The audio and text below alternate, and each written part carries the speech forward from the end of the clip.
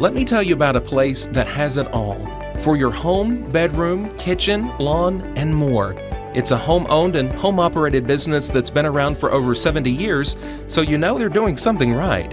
At Swap and Shop Center in Lawrenceburg, you'll find top name brands for every room of your house, and top brands for the outside too. Looking for appliances, televisions, couches, safes, bedding, mowers, and well, the list goes on. So make the drive today to 824 North Military Avenue in Lawrenceburg and be treated right. This is the X Sports Network. Welcome, everybody, to Inside the Locker Room, brought to you by Swap and Shop Center. It's a special edition because it is week one of the high school football season. AJ Good here with Kate Schultz and Michael Marks. Guys, how exciting is it tonight?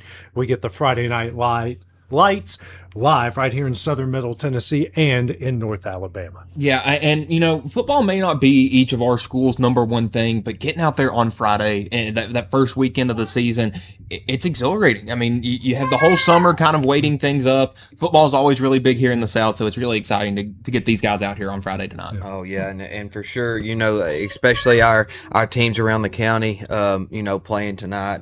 A lot of fans going to be out to watch that. Excited for them games. I think maybe a game or two was played last night. Some beer schools played last night on Thursday night. I seen played. I think Baylor might have played. Baylor High School and Brentwood Academy played. So that actually started last night. But as far as everybody else starting tonight, week one, we're ready to go. Yeah, absolutely. And the big one here tonight, guys, it's Summertown in Lawrence County at the new nest, the new home of the Eagles. And the last time Lawrence County made their way to Summertown, didn't go right for the Wildcats. Summertown picked up their first ever win against Lawrence County. Lawrence County 6-1 all time against the Eagles. But tonight you've got a Summertown team, very senior laden, got a lot of guys back, a lot of firepower offensively. There's a lot of questions defensively, or a lot of questions all around for Lawrence County. Well, and a lot of those, you know, seniors this year that you were talking about were freshmen on that team that beat Lawrence County a couple of years ago. So it's going to be really big for them tonight to try to bring back this leadership. Not try to do anything too big. Obviously, it is week one. You're not going to be at your best, but just try to do the little things right. And for Summertown, I know they're going to be super excited. One, to be back at home, and two, welcoming in a big foe in Lawrence County. Yeah, and when talking with Lawrence County, you know, they got Summertown, they got Loretta, they got Giles County, weeks 1 through 3. You know, and two of them three games are on the road, with week 1 and week 3 being on the road, and Giles County in week 3 they travel over to Giles County. So look for them to just be solely focused on week 1. You know, be zoned in to what, you know, control what they can control tonight up there at Summertown, and it's going to be a fun matchup. It should be a lot of fun. What's here with both sides have to say, starting first, the Wildcats of Lawrence County. Joined by Lawrence County head coach Garrick Barnett, and it's game week, Coach. No more scrimmages, no more this and that, 2-a-days. It's week one, and you're here. Yeah, this is the week you start to get that tingling feeling. You know, you start to get that. Starting to look like the Macho Man. Yeah, well, yeah, and you're nowhere close to the Macho Man, but you start to feel like you got that capability. And you know, this is the time of year when everybody has nothing, but everybody's 0-0. There's no records, nothing past means nothing.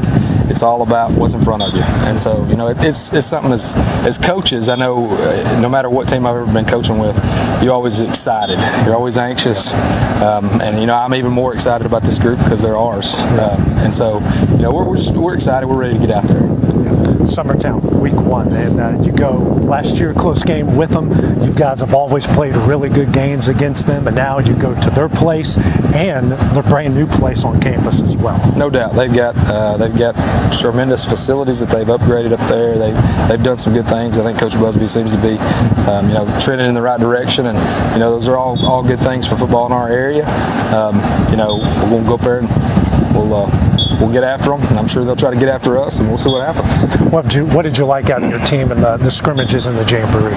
Well, I think our jamborees and our scrimmages, we figured out which guys, you know, could help us, which guys could help us on Fridays, which guys, you know, may need a little more JV reps, may need, you know, here and there, and can spot at places, and that's when you're going through scrimmages. One, you want to be healthy, which we are. We're in pretty good shape. We've had one young man tear his ACL, but you know, everywhere else across the board, it looks like we're going to be, you know, pending anything that's happening this week, of course. But it looks like we're going to be, you know, all hands on deck, and that's about as good as you can be going into week 0 or week 1, whatever it is. So, What jumps out on paper or jumps out on film to you about this Summertown team? Their experience is something that I don't think you can see on film necessarily, and we don't have much film on them anyways. But you know, they just have a jamboree in Perry County. You know, if you guys hear this, thank y'all for not sending the film to us. But we didn't get any of their scrimmages or anything like that. But you know, we're going off, you know, what we've known about them in the past and what we've heard, and they've got a ton of experience at all the skill positions, and so I think, you know, that's going to go a long ways for them. But you know, hopefully those guys are going both ways. You know, the wear and tear of the game. You know, hopefully we'll get to a place where we've got an advantage on them. But you know, coming out of the gates, I expect them to look sharp and look crisp. You know, look like seniors that have played for, you know, the last 2 or 3, 4 years on really good high school football teams. And so, you know, I'm excited. I'm excited to get out there and see how we match up. Finally, what do you want to see out of your team here on Friday night? Execute, get on defense, get in the right place, get lined up right. You know, that's like we told them this morning. If you get lined up right and you get to your spot and you don't try to do too much, you just play sound, fundamental football. It makes it so much easier to tackle. If you're in the right place, it makes it easier to tackle. If you're taking the right angle, it makes it easier to make that block. You know, it's just doing the little things that all of our kids are very capable of doing. It's just not getting in your own head. You know, sometimes it's more the kids spend more time in their own heads than they do, you know, in other teams' heads. Yeah. And you know, and that's our guys. We've got some youth, but you know, if we can stay out of our own heads and stay focused on the next play, you know, we look forward to big things. Up next now, we'll hear from the home team, the Eagles of Summertown. We're joined by Summertown head coach Jason Busby. And Jason, it's week 1. It's here. It's here. You can feel the heat coming off the field. It's here. Meaningful football is going to happen right here on Friday night. Absolutely, and this is kind of what everybody's been looking forward to, is the Friday Night Lights. You know, some people live most of the year for these moments, you know, and like you said, it's finally here. The weather's warm. Everybody's having to deal with it in their own different ways, but you know, come August 21st, you know, it's going to be here whether we get to practice all week or not. Yeah. What did you like out of your team here during these scrimmages and these jamborees? I thought we did well. I thought we competed. I loved our intensity. I think up front we're kind of finally getting an idea of what we're asking out of them. You know, quarterbacks and backs are doing a better job of with their keys and their meshes. You know, defensively, I'd like for us to see us kind of continue to keep our eyes on our keys, attack the football, and have that relentless pursuit to get there, because you never know when you're going to have that opportunity to make a play. Lawrence County coming up here, first time they visited your home, your new home field. I know you guys got to be excited about that. Absolutely, and you know, at our old stadium, we had an environment like no other, with the vehicles being able to outline the field and things like that, and so it was just one big tailgate party. Here we have another unique environment, you know, first ever, so you know, the school and everybody comes out and kind of enjoys this, but hopefully, you know, it being the first game here, it'll be an exciting environment that everybody's going to enjoy being a part of. What have you seen out of the Wildcats so far, and what has impressed you, and what should you expect here on Friday? Very talented, very well coached. You know, Coach Barnett, he does a great job over there. Last year, you know, they're coming off a high season, one of the best seasons they've had in a couple of years. It was actually kind of a joke. I was laughing with my coaches. You know, the last time they went to playoffs, I was actually the head coach at Loretta, so that was the last time they were, you know, a playoff team. And you know, this past year they're coming off of a playoff win. So it always seems like when I'm going against them, they're really talented. But you know, I have some great players. You know, they lost a lot, but they have a lot of guys coming back. You know, good on the skill, got good size up front, very talented. So it's definitely going to be a huge test right out of the gates. practice, and that's sometimes a good and a bad thing because you never know really how your team is.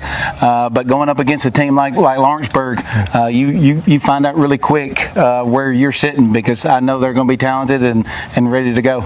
What do you want to see out of your team here on Friday night? The biggest thing is just compete, keep our emotions in check. If you can't get up for a rivalry game, an in-county rivalry game, why do you play sports, I guess, to be honest with you. But also you have to be able to keep that emotion in check because if it just consumes you, then it destroys everything around you. So I want our guys to come out, play with that same intensity, play with that same focus, and just believe in their heart. If they'll just do the best they can, for each other and this program and this school, the wins and losses at the end of the night is going to take care of itself. All right, guys, we heard from both teams. What do you think the keys to the game will be tonight for both sides? Well, I think for Lawrence County is getting the quarterback into the system out there on the field, because you can play quarterback in practice all you want, but getting out there on the field is when you start getting those real game reps. And for Summertown, it's like I said before the interviews, just do the little things right and try not to do anything too big. Yeah, and I think they're probably obviously the bigger school. We know that, and probably somewhat of the favorite coming in. Not only just because of the records last year, but numbers. And I think, as we've mentioned before, Summertown has a big number on their football team this year, a real big number into the 60s. So look for them to be utilizing all their key players and. As far as Lawrence County goes, they're going to have a lot of different weapons, hopefully, to get them the ball. And like you said, the communication between the offensive line, the quarterback, doing the little things the right way and trying to just control what they can control. And hopefully, if they do that thing the right way, and I, not necessarily play Summertown, you just want to play the game better than Summertown. You don't really want to play the opponent. Obviously, you're playing the opponent, but you just want to play the game better than your opponent and do the little things and together the right way, and hopefully they come out with a win. Big thing for me, two big positions. Quarterback, we know what we're getting out of Max Stillett from Summertown. Jasper Kilburn, his first career start, rivalry game, everything going out. And up front, we got some youth up front for both sides. Certainly be something to watch here between these two. Yeah, I mean, you say it, the quarterback and then the guys that are either keeping the quarterback upright or putting him on his rear end. Yeah, that's going to be important. Yeah, and I haven't got to watch. Was the quarterback from Summertown? Was he there last year? Yes. I haven't got to watch him much personally, but in Jasper Kilburn, great athlete there, great arm, can run it as well. Got to watch Clayton all year last year. Got to sit behind him, and great guy to obviously learn from there after making that playoff run they did last year, going 8-4 and getting that playoff win. So look for him to have grown a lot over the off season and come out ready to roll. Yeah, absolutely. Now, guys, let's switch our focus over. Loretto going on the road to start off 2026. This team just looking for a great start, and they got a really good opponent in Cornersville. Their entire quarterback, and both those really good running backs. Kind of a thin roster that Cornersville have, but they're going to be tough. They do have some big boys up front. This is a really good test for Loretto right out of the gate, especially for a team wanting to prove they're better than what they showed last year. Yeah, it was a tough openings loss last year to Cornersville, 38-28, going on the road this year. And again, you mentioned it, AJ, those running backs and quarterbacks that gave Loretto so much trouble last year, all of them are back. But again, it is a very thin roster. Loretto's roster numbers are pretty good in the mid-50s to low 60s, so I think they're going to be able to try to utilize that depth to their advantage. And Loretto looks a lot bigger, stronger, more physical this year. Should be able to handle Cornersville tonight. Yeah, for sure. And obviously Loretta's more your department. You know them a little more. But just speaking as far as the schedule goes, they're on the road 3 straight weeks, and hopefully they can put that kind of behind them, knowing what's coming and what's forward in the coming weeks, and just focus on week 1, going out there, taking care of business, and getting the job done. So hopefully they go out and play well. Yeah, and like Cade mentioned, again, you have Cornersville this week, you got at Lawrence County the next week, you got at Lewis County the next week. It's very important to get off on the right foot this week. Yeah, a lot of road games to start things off, but at least you get to go by the Dolly Parton truck stop. That's right. Yeah, exactly. That's right. Yeah. So let's hear what the Mustangs have to say going into week 1. Joined by Loretto head coach Bryce Glass, and Bryce, it's game week, and I know you're really excited to just get out there and let's play a meaningful football game. Yeah, we're pretty pumped, so excited to see what they got on Friday night. What have you liked out your team here during the scrimmages and the jamboree? I mean, I think we're doing some really good things at times. Well, our big message right now is we got to stack plays. We're sprinkling stuff in here and there, but we got to stack plays and play more consistent on both sides of the ball. So that's been our message so far, is stack plays. Yeah, you got Cornersville starting right off the get-go. You got to make that road trip over there, and team that got you here last year, but different teams, different years. Yeah. I mean, they're a really good team. Quarterback they had last year returns, running backs returning. They're a solid team. We're gonna have our hands full for sure. Yeah, and tough atmosphere as well. It's like everybody, anything Cornersville-wise, the whole community comes out and they pack out the stadium. Yeah, it's gonna be a packed house, and it's going to be a good environment. It'll be fun. Good way kind of for your team to start off the year against a team and an environment like that. Oh, yeah, for sure. I mean, we're excited to go over there. I mean, these guys have never played over there. Yeah. We just started playing them and played them last year for the first time, and since these guys have been to school, so it'll be fun for them. Yeah, what do you want to see out of these guys going into that game on Friday? Yeah, our intensity's got to be there. We've showed up flat to a scrimmage and didn't like that, and Jamboree, I thought we come out a lot better. So just to bring that same intensity that we've been building up would be the game plan. Yeah, keys to victory here on Friday night. Take care of the football, and we got to tackle their backs in space. I mean, they're both pretty good, shifty guys, fast guys. So we got to tackle them guys in space.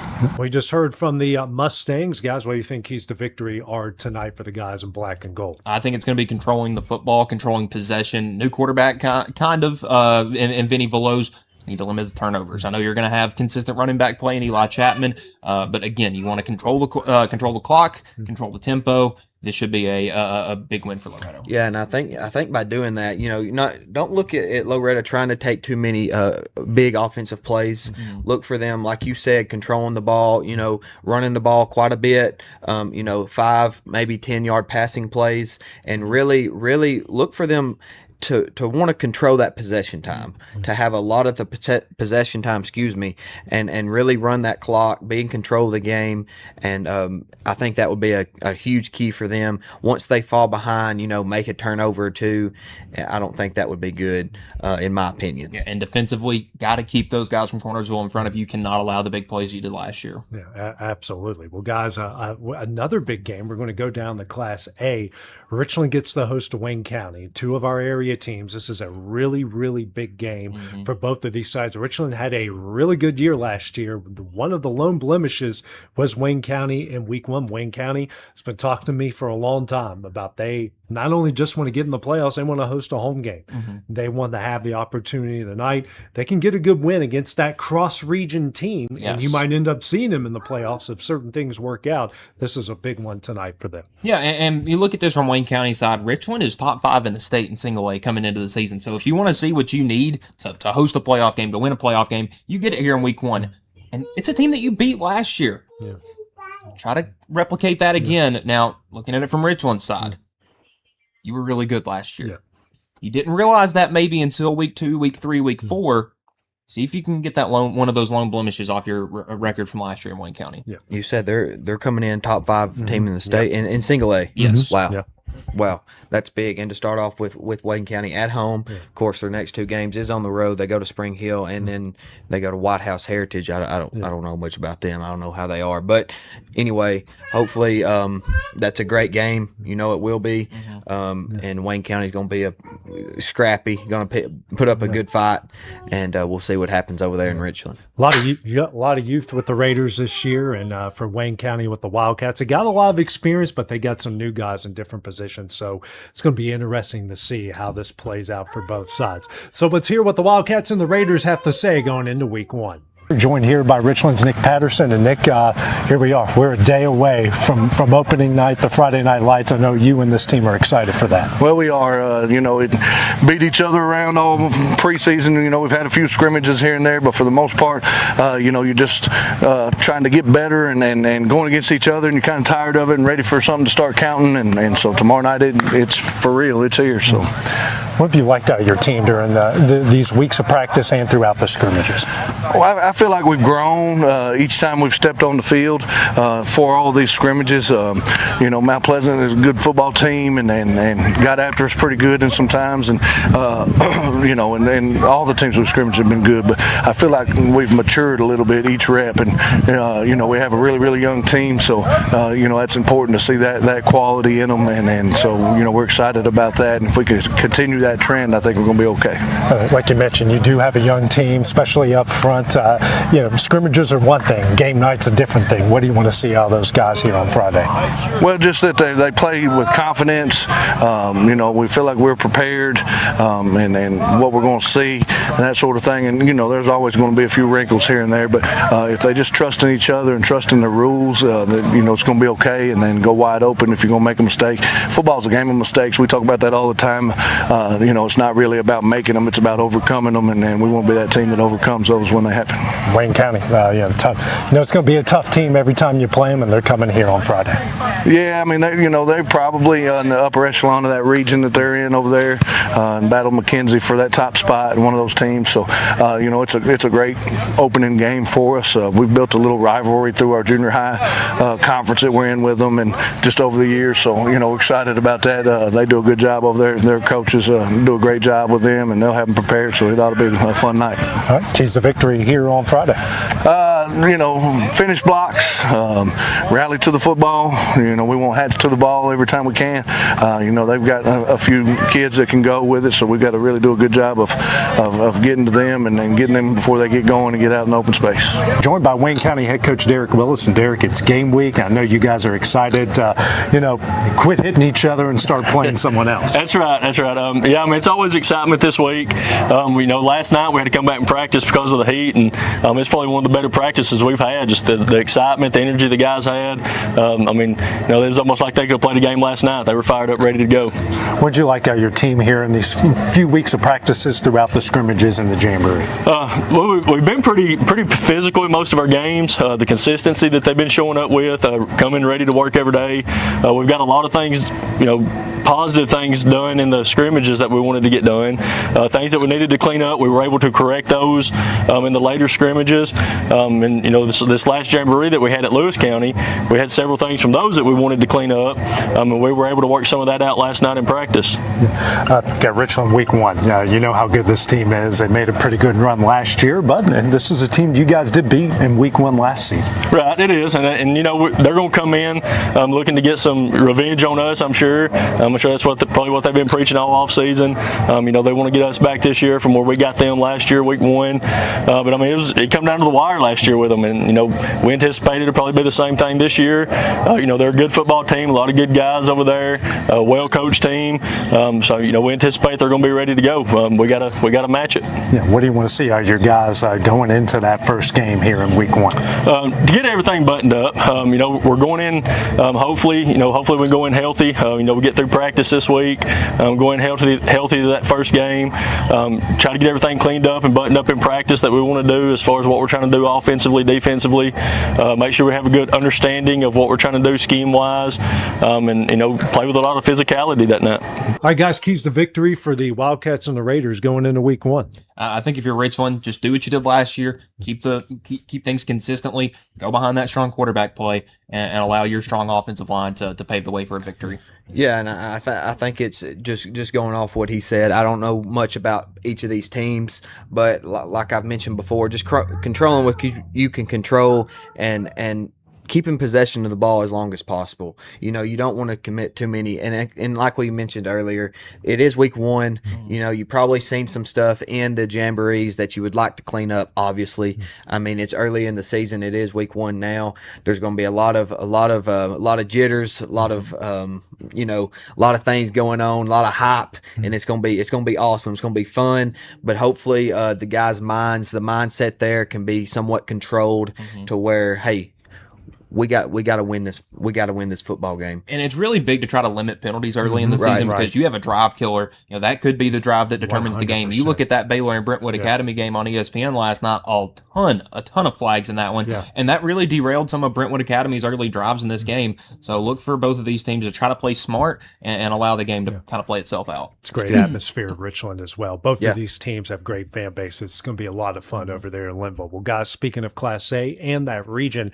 Collinwood has to go 3 hours to St. George over there in Memphis. Brand new head coach Neil Cruz changing a lot of things. New offense, new defense, numbers down a little bit, just a little over 30 guys. Good test for the Trojans right out of week 1. Yeah, and you get a big school, you get a private school in St. George's, and you got that long trip. I mean, this is a real way to kind of bond a team early in the season because, again, you do have back-to-back home games following that up. It's going to be a tough opponent for Collinwood, but a good opportunity to try to break in that new offense, break in that new defense, and see if we can really try to make this another physical Collinwood team that you're used to.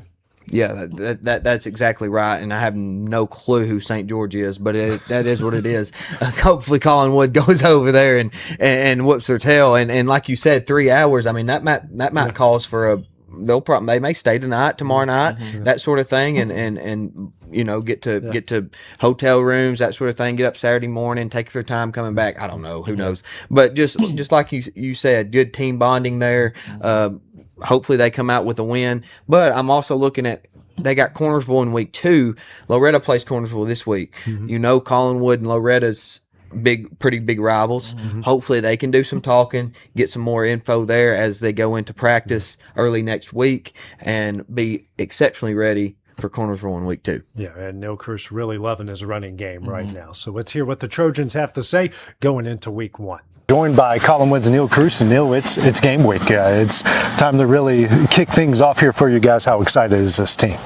Well, this week it counts. It counts, and we had some injuries last week. One that really hurt us. One of probably our best 3 players went down, so we're going to have to make some adjustments big time for that.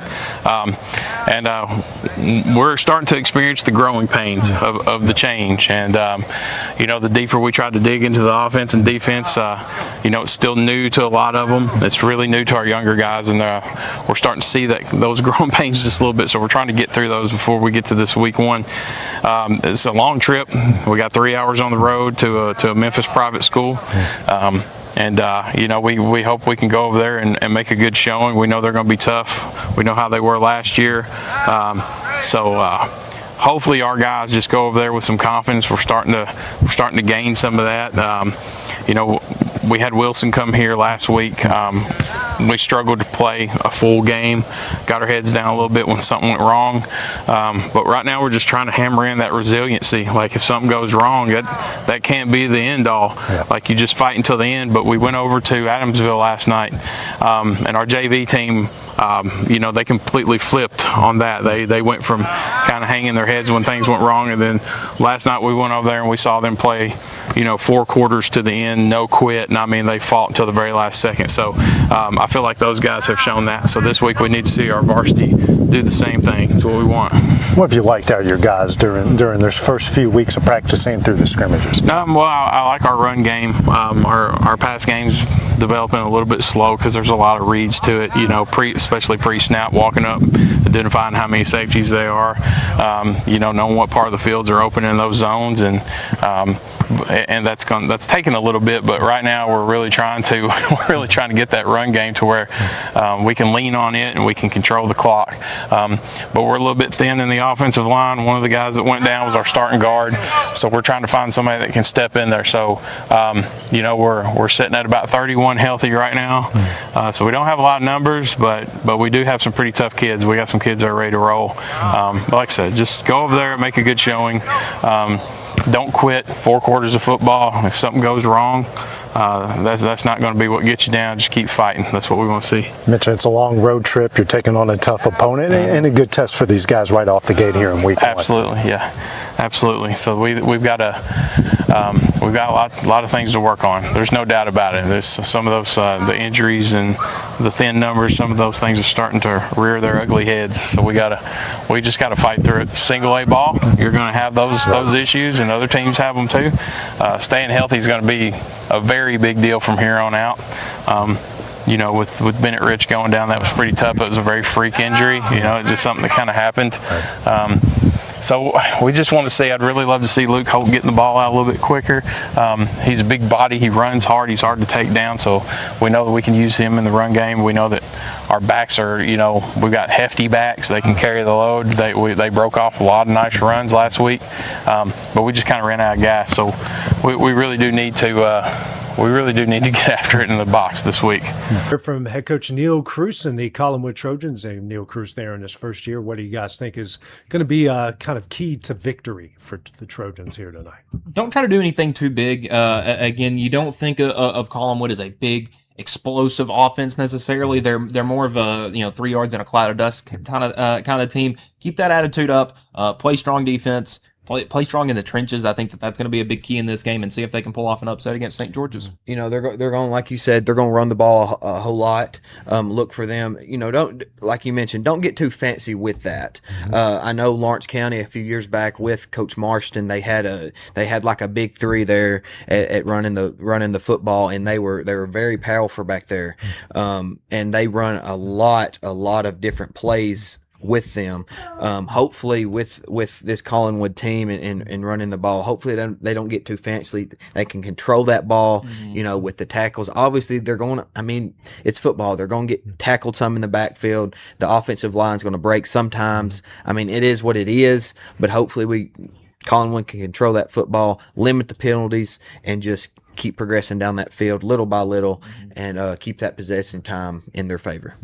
Heading on over to Murray County now, our Murray County rivalry coming up at home. Mount Pleasant will get Battle Creek. Battle Creek just in their 3rd year of football, 2nd year of varsity football. However, their attendance has jumped up a lot. It's the first year that they're going to have seniors on this football team, and Mount Pleasant wanting to get off to a good start. They got a lot of big players back. Hale Scott back at quarterback. They've got a lot to prove. They're sitting in this very tough, region: Summertown, Loretta, Decatur, Riverside, Adamsville, Scottsville, Lewis County to add all to that.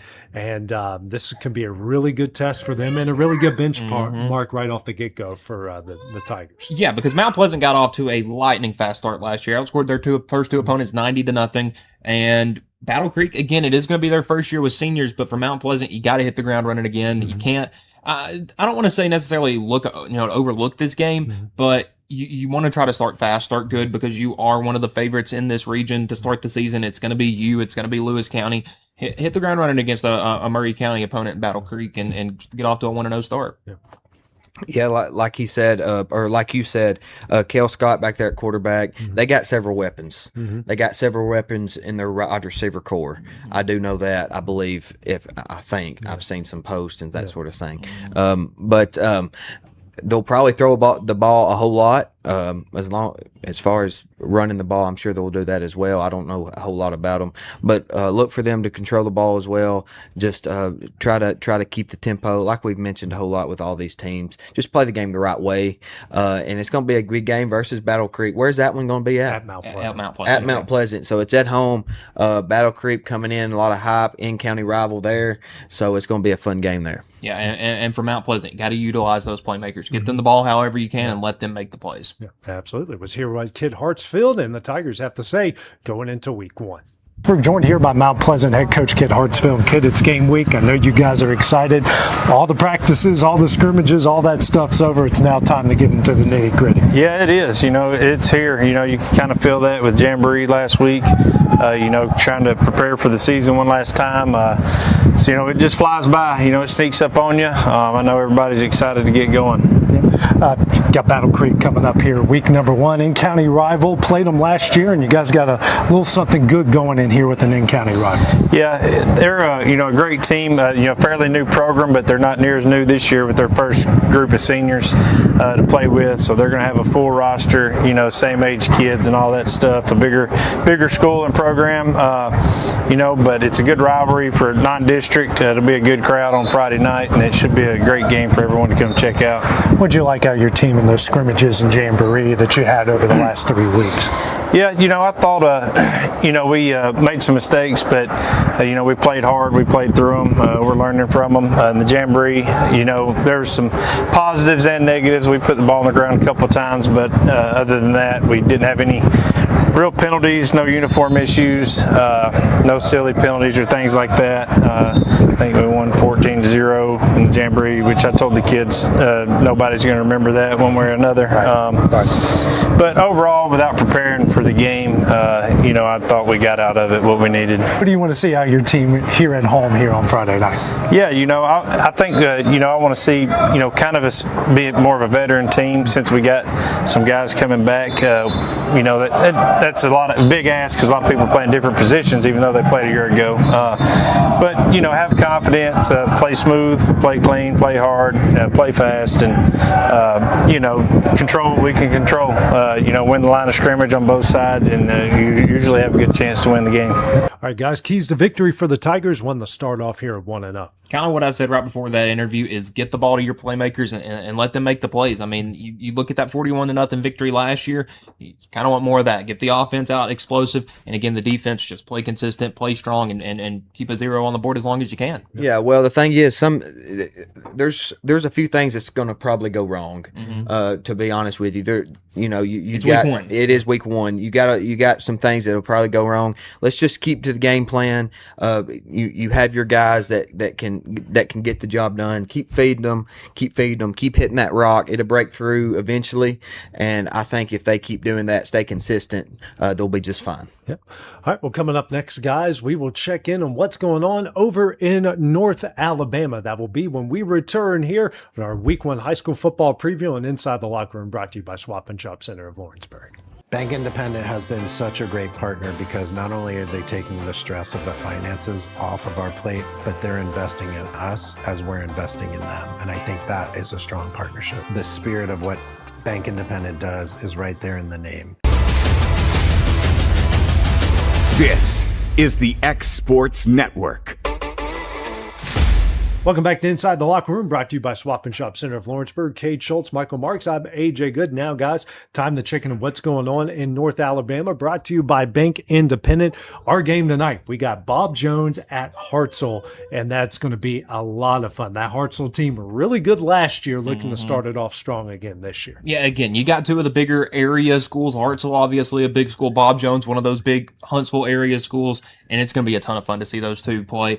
The amount of talent you have in that area for football is incredible. I mean, Huntsville, and even all the way down to the Hoovers and the Birmingham area, all the way down 65, a ton of talent, and getting to see two big, these kind of juggernauts, kind of knock helmets tonight. It's gonna be a fun one to have on our airways. Yeah, I just pulled up varsity football for Hartselle on Max Preps. They're ranked 40 in the 40th in Alabama. Yeah. I guess that's in their class. That will go higher. That's the whole state. That's the whole state. Okay, combined. Okay, and they go 6 or 7 classes, correct? Yeah. Okay. Yeah, they're really good.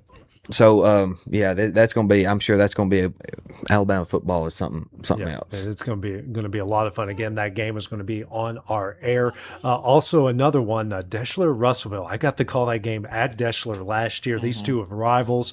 These are two perennial playoff teams. They're going to be really good for a long time. This is at Russellville, and I know Russellville, after losing that game in the final seconds last year, looking for a little bit of revenge. And again, you mentioned it, AJ. Revenge is going to be the key. This is a really good Deschler team last year.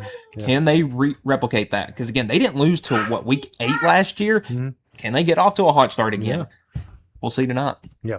And, obviously they had a lot of distractions over there last year. We're not going to get into that. We're not going to litigate that. But again, if they can kind of keep those to the outside and just play football, I think we can maybe be in for an even bigger year for Deschler. Yeah. Over in Lauderdale County, Brooks is on the road at Hatton. Wilson and Central are off. Florence is at East Pinson, or Pinson Valley. Pinson Valley. So that's what's going on. But a game that was really good last night, a rivalry game that weather didn't affect. It affected everything else around here last night, but it didn't affect there. Lexington coming away with a big win. Lauderdale County's kind of been that thorn in their side, but the Golden Bears knock off Lauderdale County 2019 last night. Yeah, and a really exciting game. And again, you mentioned it, AJ, one of the very few games around here that didn't have weather getting its way, but a really, really exciting win. But it feels like a lot of those big week one games are are really like 1 or 2 point games, but really exciting win last night for Lexington. Yep. Yeah, and with them games like that, it comes down to the final seconds. I mean, that's where your hurry up offense, your plays that you may not have no timeouts left. Your clock's ticking. Your communication between your offensive line, your quarterback, and your offensive coordinator, your coordinator and your head coach. That really comes into play, and the little things there could cost you the difference, and getting a play on the field, not getting a play on the field, and you turn around, 10 seconds ran off the field or ran off the clock, and you ain't got a play off, and there you go. So that's fun to watch them games, especially in week one, and it will only help you as the season goes on, especially there in week 7, 8, 9, 10 into the playoffs. And Lauderdale County's going to want to clean some things up. They got a road game at Brooks next week. Do a little bit of a long week. To ready for it, but they're going to need every second.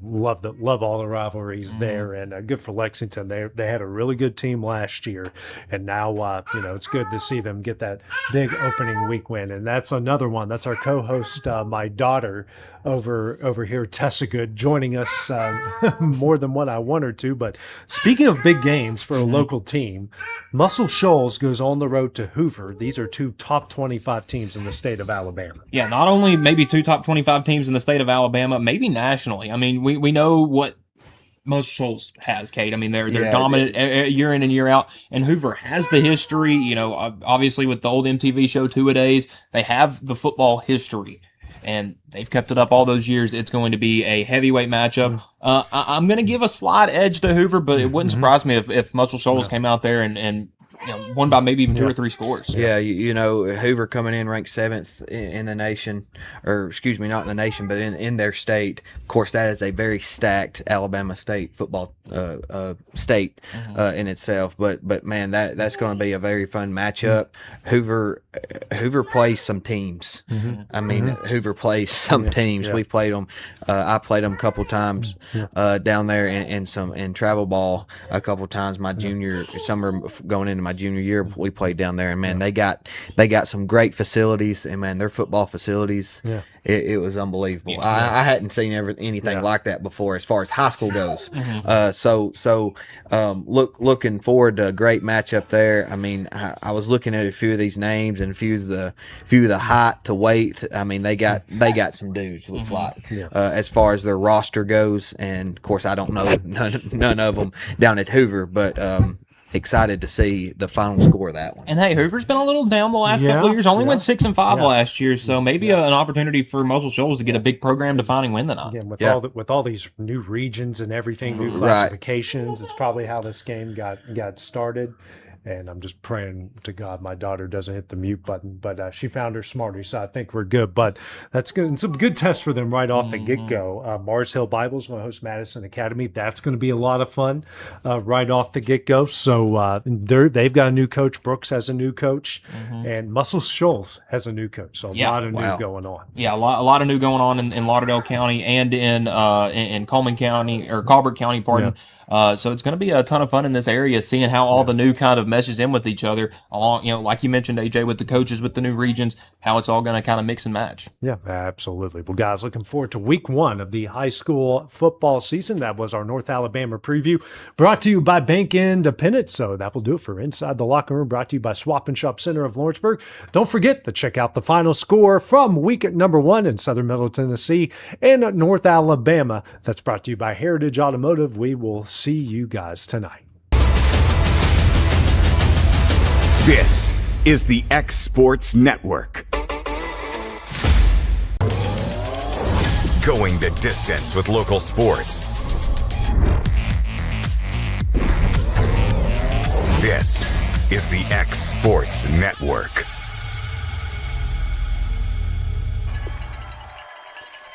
Good evening, ladies and gentlemen. Welcome to J.P. Kane Stadium here in Hartselle, Alabama, as we get ready for Season 2 of Alabama High School Sports on the X Sports Network, brought to you by Bank Independent. I'm Ashley Balch. I'll be along with the play-by-play tonight. Joining me is my broadcast partner, former University of North Alabama Assistant Sports Information Director, Shane Herman. Shane, welcome to the team, man. Looking forward to this. I'm excited, man. It's a new season of high school football. Are you excited? Oh, man, still gives you chills. After, even after 30 years, the last time you played a game, it still gives you cheers to kick off the football season. And, boy, we picked a good one as the Bob Jones Patriots travel to Hartselle to take on the Hartselle Tigers. Well, these two teams had a very different season a year ago. Hartselle went 10-2, advanced to the second round of the playoffs.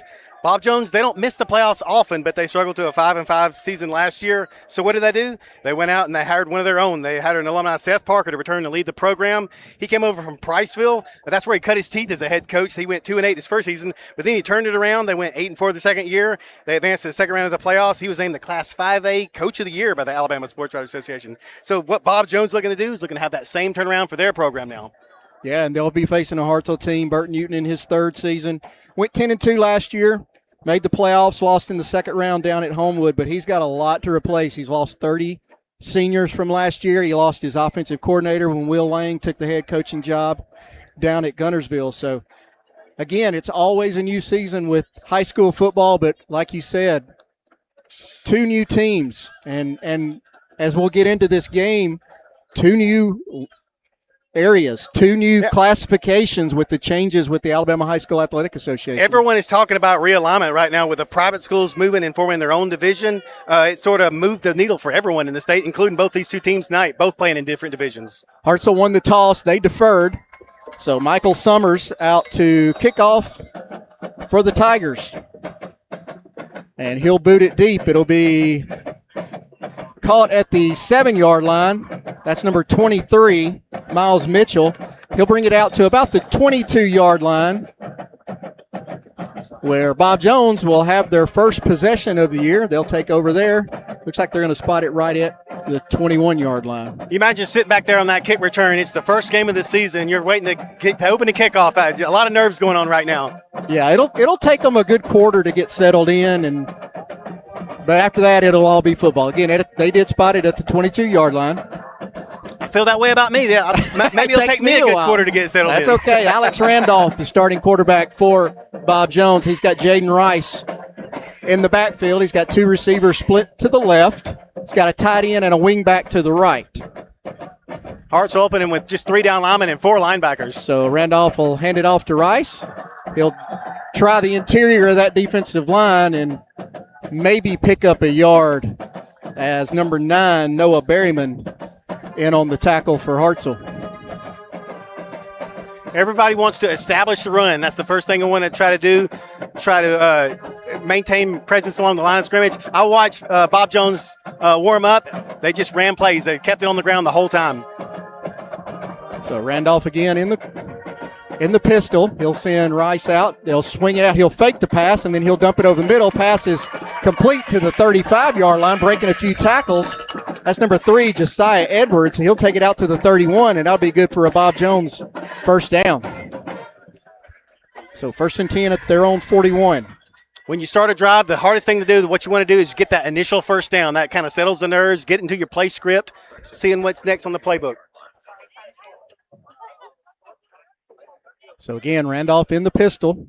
He's got Rice behind him. 2 receivers to the left with a tight end, and he'll put the wing in motion. And that's number 89, Brayson Albin. And we're going to have our first penalty, as I think everybody moved except the center. So that'll be a false start, and Bob Jones will back it up 5, and they'll have a 1st and 15 from their own 36. A lot of times you don't know who to blame it on, but when everybody moves but the center, you got to think he didn't snap the ball on time.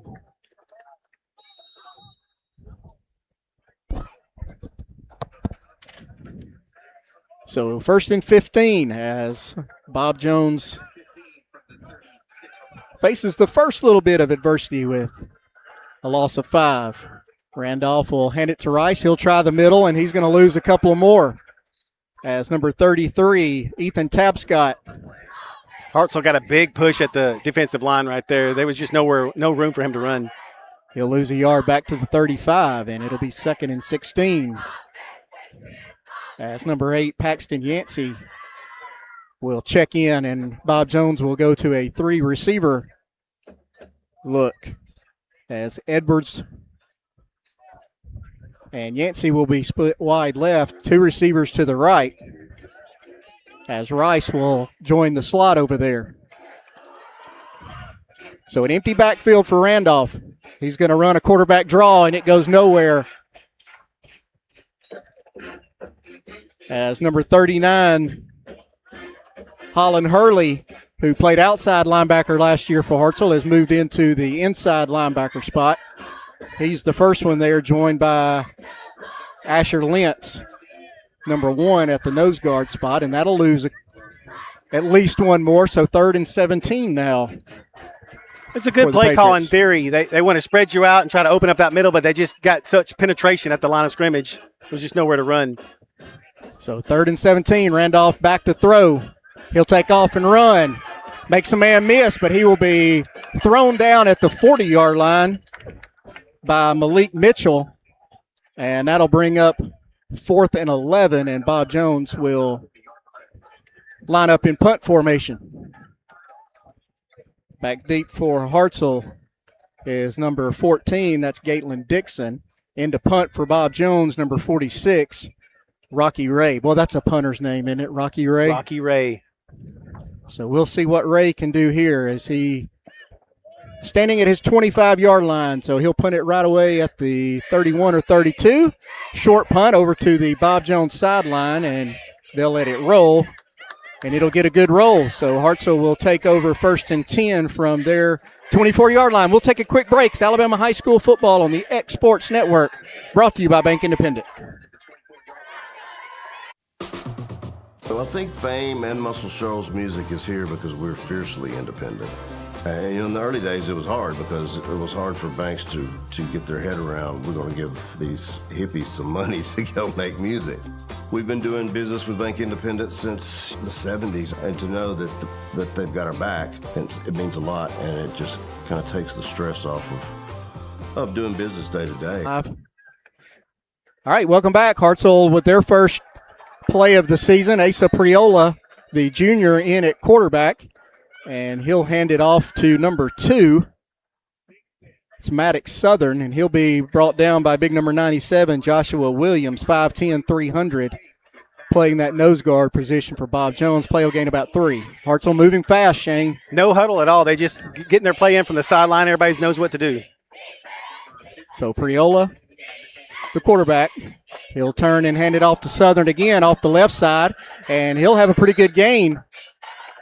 Going to be good enough for a Hartselle first down. It'll take it out to the 36-yard line. You had a defensive end crashing in, and he was right to hand it off because he was all over the quarterback. He was going to take him for a loss. It was a good read on the play. Yeah, that's that read route, that quarterback read. And now you've seen a lot of the high school and college teams even putting in another wrinkle off that RPO where they got a throw option for a slant play. Gone are the days of the wing tee. Priola again will hand it off to Southern. He'll try the middle of that Bob Jones defense. He'll take it up to about the 40-yard line before he's gang tackled there. Number 90 for Bob Jones, Cameron Ashley. Heard a little talk about who was going to be the starter at quarterback for Hartselle. It really doesn't matter as of yet because they've opened up with 3 straight running plays. I think the more important question was who's going to carry the load, and that looks like it's going to be sophomore Maddox Southern. He'll put him in motion now. Priola will swing it out. He'll complete the pass up to the 48-yard line. It's complete to number 88. That is Azariah Polachek. And that'll be good for another Hartselle first down at their own 48-yard line. Play Deontay Miles, number 2, from his corner made the tackle. Took advantage of a little bit of a cushion that the defensive back was giving him, and he sat down right in front of that first down yardage. And again, Hartselle was going fast. Bob Jones was trying to substitute. They couldn't, so they called a timeout. Let's take another quick break. Alabama High School football right here on the X Sports Network, brought to you by Bank Independent.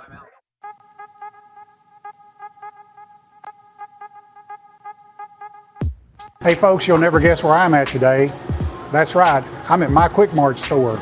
Starting off with a fresh cup of coffee, and guess what's next? The biscuit.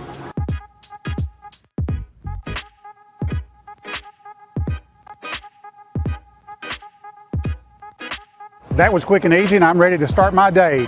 Head on over to your favorite Quick Mart store and start your day out right. Who's the offensive coordinator for Hartselle? Welcome back. 6:47 remaining here in the first quarter. Just a reminder, tonight's game is brought to you by Bank Independent, proudly serving our community since 1947. From personal banking to business solutions, Bank Independent is committed to helping North Alabama thrive. Bank Independent, built to serve, not to sell.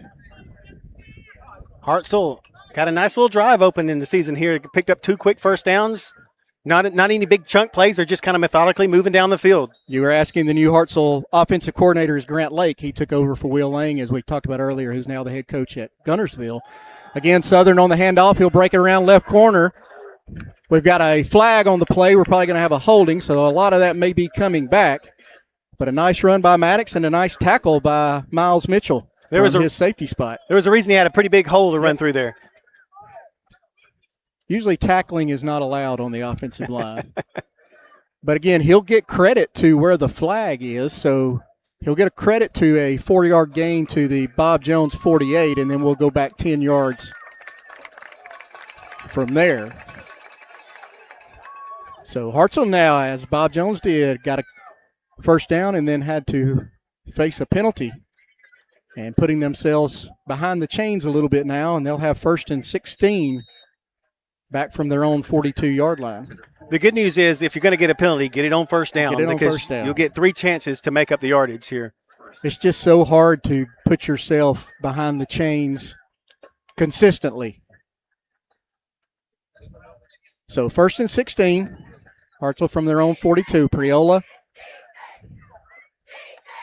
He'll take the snap again, hand it off to Southern right up the middle. He'll get it back to the original line of scrimmage, maybe a yard short of the original line of scrimmage. A lot of times when you're behind the sticks, a defense will be thinking pass, and they'll be sitting back, and that's a good chance just to bust up the middle, try to get a quick hitter. He was 1 tackle break away from breaking that into a long gain. So you can see the game plan by both of these teams is steady dose of running the ball. And Hartselle will face a 2nd and 10. Priola with the pitch pass to number 1, and we're going to have a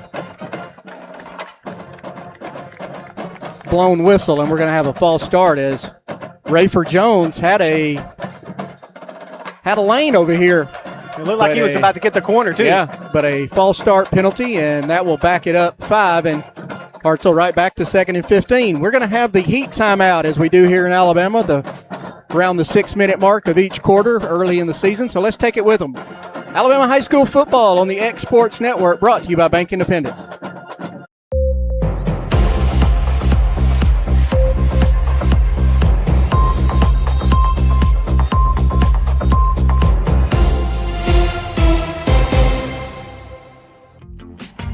Have you ever seen those halftime scholarships where you have to nail a 40-yard field goal?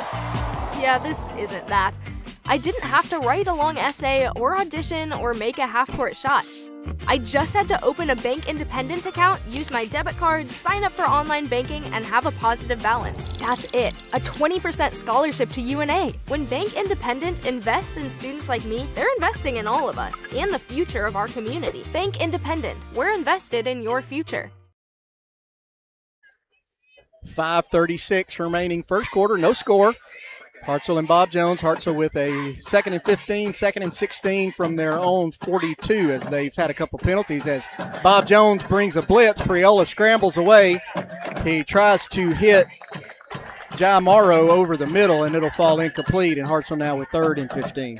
He got caught up in a situation where he could have ran. He saw his man open. He kind of rushed the throw just a little bit. He was open. He was there. It's easy for me to sit there and criticize it when I don't have a bunch of defensive linemen trying to murder me at the time. So 3rd and long now as, again, we talk about it. Well, penalties can really halt an offensive drive, and both teams now having to overcome penalties early in the year. Priola roll out to his right. He'll slip, and he will be dropped in the backfield by number 9. That's Camden Carson, a 6'6" senior. Good pursuit on the back end by the defensive end. And then also the secondary did a good job too. There was nowhere for him to throw the ball. It was just a good overall defensive stand by the Patriots. So that'll play a loose too. It'll be 4th and 18 as Owen Newton will step in to punt. Bob Jones with 2 deep, 1 on each side, as Newton will get it away. It'll be a fair catch, and it'll be made at the 31-yard line by number 23. That's Miles Mitchell. 4:48 remaining now. No score. Both teams with 1 possession. Both teams picked up at least 1 first down, and then penalties put them back a little bit. And Bob Jones will take over at their own 32-yard line for their second possession. We're staying here. Yeah, we'll stay here this time. Yeah. What an atmosphere. I was just looking at the home crowd. It is packed out there, busting at the seams. There's people standing along the fences. The visitor side, Bob Jones, of course, it's a lot bigger school, but they have packed out the side. It's just great to have high school football back again. Next week, we'll be at a Morgan County rivalry as Faultville travels to Danville. Randolph takes the snap. He'll turn and hand it to Rice. Great penetration by Hartselle. And another play of losing yards as Ethan Tabscott again. And right now, this Hartselle defensive line is controlling the line of scrimmage on this side of the ball. They're using both muscle and speed. That was muscle to get through the line of scrimmage, but that play took a long time to develop as it was kind of stretched out. By the time the running back had the ball, they were all over him. Yep. You got to give them a little bit of time to at least get 1 foot in the ground and make a move. And Tabscott from his no guard position was already back there. Randolph in the shotgun with Rice to his left, and we're going to have another false start. It's almost like the NFL preseason right now. Yeah, it is. You're right, it is. Again, first game, a lot of these players, maybe their first start. A lot of new faces and playing alongside new players, and so try to get the jitters out. Let's see if Bob Jones moves to the short passing game. That's something just to get the ball out of the line of scrimmage faster, not something where he has to sit in the pocket and wait. And yeah, he made that great completion earlier to Edwards that picked up their first down. So we'll see if Coach Parker maybe goes to a little bit of that short passing game. Randolph again in the shotgun, and he'll roll out to his left. He'll be under pressure, but he'll swing it out there, and it's complete. That's again to Edwards. He'll get a lot of that yardage back before he's forced out of bounds. Good yak yardage there, yards after catch. Yeah. He made one move, made one person miss. That was the difference in a 5-yard gain and a 7-yard gain. So now Bob Jones with a very convertible 3rd and 5, 3rd and 6, as opposed to 3rd and 14 or 3rd and 15. Randolph walks up to the line, calls his play. Again, he's got Rice beside him in the backfield. Hartselle started in a 3-4, but then they have the linebacker moving up on that position that Dallas Turner made famous, coming in from the linebacker, putting his hand on the ground. You don't know if he's coming at you or if he's dropping back. 3-man front. They now swing a man out to the left. And we're going to have a delay of game penalty. So we hadn't had a penalty in a while. So again, these two teams just can't. Again, it's first game. You don't want to be too critical. But penalties, putting you behind the sticks, is not the way to win football games, and both of these coaches will tell you that. This might turn into a game of not who can make the plays to win the most, but who can just settle down the most, make the routine plays you're supposed to make. Who can settle down first and put the points on the board. Blitz on the outside by Hartselle. It's picked up well. Randolph with time. He'll throw it deep. Almost caught by number 11, Ethan Gray, but number 28 for Hartselle, Daniel Hudson, Randolph, with the breakup. Randolph did all he could do there. He stood in the pocket. The offensive line gave him great time. He put the ball up and told his athlete to go make a play. And he almost did. He almost did. There were 2 Hartselle defenders right around him, and he still almost came up with the ball. So 4th and 10. Second punt of the night for Bob Jones. That first one was a little bit short, but he had to angle it high because of the pressure. And that one's blocked, and it'll be picked up by number 52 at the 30-yard line. That's Malik Mitchell. And I don't know if somebody got a hand on it or if it was just a bad punt, but it landed in Mitchell's arms right at the 30-yard line, and he took it back to the 9, and Hartselle will take over 1st and goal. I couldn't see who blocked it, but they kind of went between 2 players. As we watch the replay that our great producer Sam Camp has pulled up for us. It is blocked. Great job by Tapscott. So we've called his name on defense already, and he just blew up the wedge right in front of the punter. Got one hand on it. Mitchell received it right at the 30, fell right in his breadbasket. And Priola will hand it off to Southern up the middle, and he'll go nowhere as Joshua Williams, again, big number 97, is there to make the tackle, pick up one. It'll be 2nd and goal from the 8. Both teams trying their hardest to establish control in the middle of the field, trying to establish the line of scrimmage. Well, you know, if you've got new quarterbacks in there as well, too, you don't want them out throwing it a lot until they get their feet under them. As Priola will again hand it off to Southern, and he'll take it down to the 4-yard line, maybe the 3. I think it's the 4, and Hartselle will be facing 3rd and goal from there. Again, Hartselle had to replace Decatur Daily Area Player of the Year, Carter Lee, last year at quarterback. He threw for over 2,500 yards. Just a great all-around athlete. I think he's playing college baseball somewhere now. So on part of that Hartselle State Championship team 2 years in a row. As we've got another penalty, as I think Bob Jones is going to have an offsides, and that'll take it down to the 2. Half the distance to the goal. So Hartselle now with 3rd and goal from the 2. And we'll see what offensive coordinator Grant Lake. 2 tight end set here. Got 2 receivers to the left. He'll turn and hand it off to Southern, and he'll cross the end zone, the goal line for the Hartselle touchdown. 2:14 remaining here in the first quarter, and we have our first score as Maddox Southern takes the handoff from Priola, goes off left guard, and he'll go in for 6. After the turnover, basically what that was on the block punt, 3 plays, 9 yards on the scoring drive. It always helps when you can start a drive inside the 10-yard line. Inside the opponent's 10, as Michael Sumners will be in to attempt the extra point for Hartselle. Seth McCann, number 8, the holder, and good kick by Sumners. Great leg. That's going to go out over the fence and down the hill. So 2:14 left in the first quarter. Hartselle 7, Bob Jones 0. Alabama High School football on the X Sports Network, brought to you by Bank Independent. Stone, it's been here a long time. For over 100 years, we've worked with Stone in North Alabama. It's what we know. It's what we do. We build countertops for homes where life happens and monuments that honor lives well lived. We take our time, focusing on the small things most people never notice.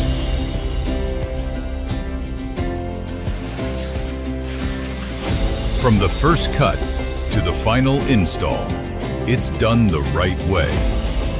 Because to us, we're only as good as our last job. Green Hill Monuments and Countertops, built with intention, built to last. Welcome back. J.P. Cain Stadium here in Hartselle. 2:14 remaining. Maddox Southern with a 2-yard touchdown run. And Michael Sumner's out now to set to kick off. Download the free Tennessee Valley Weather app in the Apple App Store and Google Play. Powered by your neighborhood Quick Market, as Sumner's will kick it down to about the 10-yard line. It'll be taken there. We got a lane up the middle. That's number 23. That's Miles Mitchell, and he'll be brought down by the kicker, Sumners, who saved a touchdown. And good field position for Bob Jones, as they'll have 1st and 10 from their own 49-yard line. He saw a small lane, and he just exploded through it. He wasn't doing a whole lot of cutting or juking or driving. He just kind of exploded. Real good return. It's probably the best field position they've had so far. It's their 3rd chance on offense. Let's see if they can get something going. Talk about a lonely world, too, when you're the kicker and you're the last man. But Sumners did a great job there. He really did. He had a man blocking him, but was able to bring down Mitchell at the 49. So Randolph in the pistol, and he'll fake the handoff. He'll come around right in, and he'll be bumped out of bounds by number 35. That's Barrett McKelvey. Good positive play on 1st down. That's what you want. Barrett McKelvey, the outside linebacker, also the starting pitcher for Hartselle in their first game in the best-of-3 series in the finals as just a sophomore last year. We had him a couple of times. As again, a handoff up the middle. That's going to go to Zacchaeus King. And just nothing doing there in the middle of that Hartselle defense as McKelvey again in on the stop. I'm going to look to them to try to attack the edges more, whether it's the quick pitch or the quick throw. Just get to the edges because that middle is just all clogged up with crimson jerseys right now. Yeah, and that's where they can use their athleticism a little bit, is getting their guys out in space, maybe just making a man miss and see what happens. So again, Zacchaeus King, your running back. He is to the left of Randolph. Randolph in the shotgun. He'll turn and pull it, and he'll roll around left. And he'll take it out of bounds on the Hartselle sideline for a first down. Just what you were talking about, Shane. Get them out on the space. And they really needed that too. And this strategy really bodes well for them. Hartselle, I was watching their defensive lineman. They've got all 11 guys within 10 yards of the snap. So you get in a position, you make one guy miss, and there's no one left to tackle you. And you can tell they're in man-to-man because Owen Newton had the running back, and he was following him, and he didn't know that right behind him was the quarterback running the ball. So King in the pistol. He'll get it up the middle. Don't be shocked, but Ethan Tapscott in along with Cohen Gibson, number 15, on the tackle, and it'll be no gain. I do like what the Bob Jones offensive staff is doing right now. They're seeing now that edge, but that doesn't mean you abandon. You still have to keep trying the middle just to keep them honest. So 2nd and 10 now from the Hartselle 33-yard line as we are under a minute here left in the first quarter. Hartselle 7, Bob Jones 0. King to the right now of Randolph, and he'll turn and fake it, and Randolph will throw it deep, and it's underthrown, and that's going to be intercepted by number 16, Tripp Reed, and he's got a convoy. He'll step out of bounds. But just as Bob Jones had something going, miscommunication, or maybe Randolph just didn't get enough on the throw, but it was underthrown, and Tripp Reed will bring it back. It looks like he stepped out of bounds at the 46, so it'll be back on the Hartselle side of the ball. He made a great break on the ball. The receiver didn't even know the ball was in the air, and he had already made his break. It was an easy pitch and catch for the wrong team. Yeah, great job by Tripp Reed. So 25 seconds left, and Hartselle will take over at their own 46. Priola again in at quarterback. Beside him now is number 4, Jai Morrow. Hartselle turned the last turnover into points. Let's see if they can do the same thing here. As a blitz, Priola will fake it and he'll roll out. He's trying to hit Rayford Jones on a go route, and there were 3 defenders for Bob Jones, so great job by that secondary from Bob Jones not being fooled. Priola's a gunslinger, and he's like, hey, I don't care if he's triple team, I'm going for it, right? You see that a lot, especially even in college and pros. After a turnover, let's take a shot deep on the first play, try to catch them napping. It almost worked. Great job by Bob Jones not letting that happen. And Hartselle now with a 2nd and 10. Priola will send Polisak in motion and swing it out to him, and he'll drop it at the 40. But they're saying that was a lateral, and Polisak's going to pick it up and take it down to the 16-yard line. I don't know if we had the best angle on it, maybe about on the replay. Sam's telling us it was a lateral on the replay. So just how they drew it up, right? Just fake it. I mean, that's drop it so you throw the defense off and pick it up and take off. As we come down to the last 5 seconds of the first quarter, not sure they'll get a playoff, and they won't. That'll be the end of the first quarter. Your score, Hartselle 7, Bob Jones 0. Alabama High School football right here on the X Sports Network, brought to you by Bank Independent. When you call Fuller, we show up at your home in a fully stocked truck, prepared to fix your heating, cooling, plumbing, or electrical systems. We'll diagnose the problem you're having, provide you with options for repair, and tell you the prices up front. Contact the most trusted name in Northwest Alabama. With over 20 years of experience, our family has built a reputation on honesty, quality, and hard work. As a family-owned and operated company, we're here to protecting what matters most, your home and/or your business. Whether it's residential, commercial, or industrial, we have the experience and expertise to handle projects of every size. From asphalt shingles and metal roofing to commercial flat roofing systems including TPO, EPDM, and roof coatings, we deliver quality craftsmanship with materials built to last. But we're more than just a roofing company. We also provide construction and renovation services including siding, windows, gutters, storm restoration, and complete exterior and interior improvements. At 7-8 Rubiniga Construction, we believe every customer deserves dependable service, honest communication, and workmanship you can trust. When quality matters, make one call, and let our family take care of yours. Start of the second quarter, Hartselle 7, Bob Jones 0. Bank Independent is excited to team up with the University of North Alabama to help students succeed. If you're a Bank Independent customer, you qualify for a 20% tuition scholarship to UNA. That's real savings for your future college plans. Learn more at bibank.com/scholarship. Bank Independent, proud to support our students, our schools, and our communities. 1st and 10 Hartselle from the Bob Jones 16. Hartselle's played well in the first quarter. They also had a bunch of breaks go their way, a couple of turnovers. As Priola claps, and he's going to draw another player offsides for Bob Jones. And that'll move him to the 11-yard line. And 1st and 5 from the 11. I think if Bob Jones can just eliminate some of the mistakes early here, Shane, they just continue to shoot themselves in the foot a little bit with silly mistakes. Credit to Hartselle for taking advantage, too. As he'll hand it off to Palasek, and he'll take it over the left tackle. And Hartselle in for a touchdown, and ups their lead to 13-0 on the first play of the second quarter. Good job, good vision. That play was designed to go inside, but he saw the room to the outside to his left. He bounced it outside, was able to find some open space and find the end zone. And that was wrong. That was Jai Morrow, not Polishek. Malachi wears 3, Jai is number 4, so my apologies.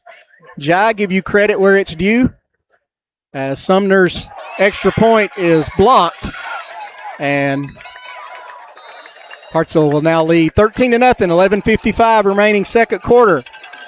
You're watching Alabama High School football, brought to you by Bank Independent right here on the X Sports Network. At C&B Linen, fast, friendly, and reliable service is our promise to you, because you're not just a customer, you're family. From multi-use linen to branded floor coverings and a complete range of cleaning supplies, C&B Linen is here to make sure you have everything you need. From our high-quality products to our fast, friendly, and reliable service, you'll experience the difference with C&B Linen, because you're not just a client, you're part of our family. You'll be winning with C&B Linen.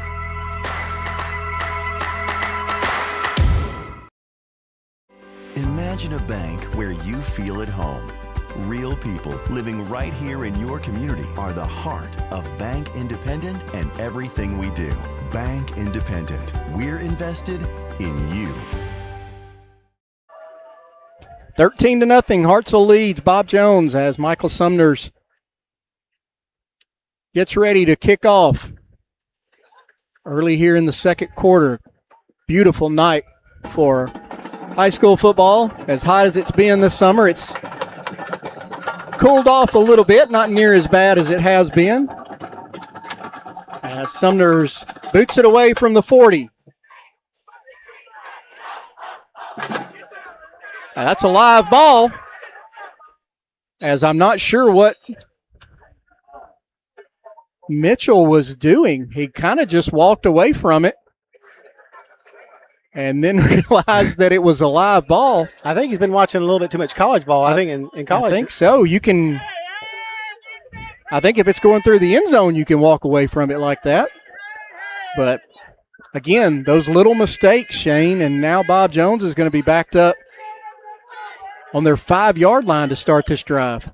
Penalties, turnovers, mistakes are compounding right now. Bob Jones hoping that blocked extra point was maybe something that could turn momentum, but then right after that, the very next play on the kickoff, to let that happen, and now they're deep in their own territory. Randolph in the pistol. He's got King behind him. He'll turn and hand it off to him, and he's got a little hole up the middle.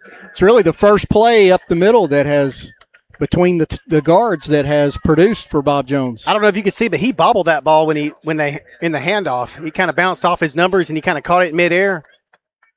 Gain of 6, so maybe 7, 2nd and 3 for Bob Jones. So we'll see if they can get something going here. A sustained drive. They're going to have to go 95 yards. Hartselle, a little bit different defense now. They got a strong safety back. As Bob Jones will put it in motion to the left. King will try to throw it. Ball's knocked out of his hands. I'm going to say that's Ethan Tapscott again. They knocked it out of Randolph's hand, and I believe Hartselle's going to come away with it. They will. He got one defender in the air on the pump fake, but the other one came from his blind side, knocked it out of his hands. Asher Lentz fell on it. And Hartselle's going to have it again inside the Bob Jones 10 to start a drive. Ethan Tapscott has been all over the field for this Hartselle defense. I think he's going to be nominated for the the Defensive Player of the Week. He has been all over the field. So Hartselle will take over at the 6. What about if you're a new offensive coordinator and you get to start 2 drives inside the 10-yard line already? So 1st and goal from the 6 as E.J. Muhammad has checked in, and he's lined up behind Priola in the pistol. And they'll turn and handle it to him, and he'll go right up the middle, down to the 1. And Priola's telling his guys to move fast as they'll line up really quick. I like for them to do the exact same play again. They got a usually good, when they push. go fast like this, it's going the same play. So they'll turn and hand it off to the other side to Muhammad. But great job by Bob Jones on defense, and they'll stop him right at the 1, and that'll bring up 3rd and goal. Muhammad awfully close to moving before the ball was snapped. He was leaning forward. I noticed that on the first play, that maybe moving a little bit early, but they'll replace him with Maddox Southern now. Southern, a little bit of a bigger body, and it'll be 3rd and goal from the 1. As Priola will turn and hand it to Southern, and he's not going to make it. Good stand. Number 9 for Bob Jones, Camden Carson.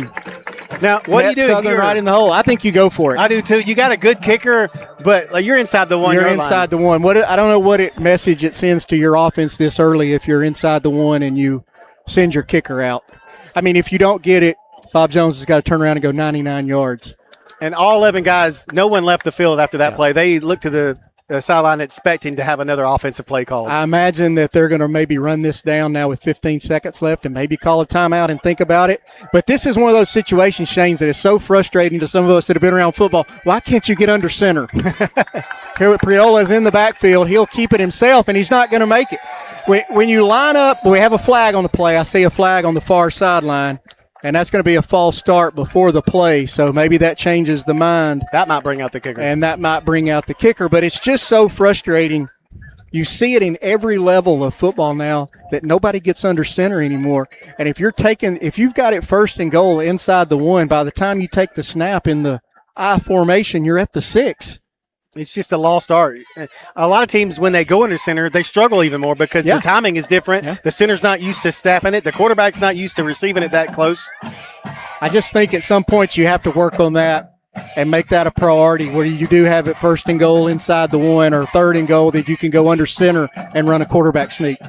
Sumner's in for the field goal attempt, and he'll nail it out of the hold by number 81, Hudson Morton. So 16 2-0 now. Hartselle ups their lead with 9:22 remaining here in the third quarter. Good defensive stand, though, by Bob Jones after turning it over inside their 10-yard line. Bob Jones has played well in spurts. It's just the penalties, the mistakes that has just opened the door for Hartselle. And credit Hartselle, they've taken advantage almost every single time they've been given an opportunity. And this Bob Jones defense has played really well. You take away the blocked punt and the play where they stopped and it was a lateral. And I don't think Bob Jones really gives up very much. There hasn't been any chunk plays. Hartselle still wants to run the ball, and they have done it at times, but you're right. Bob Jones have played very well on defense tonight. They just need to find some consistency on offense. They're going to get tired, too, if they keep going 3 and out. They need to get some rest, and they need to establish a little bit of an identity and get some consistency going.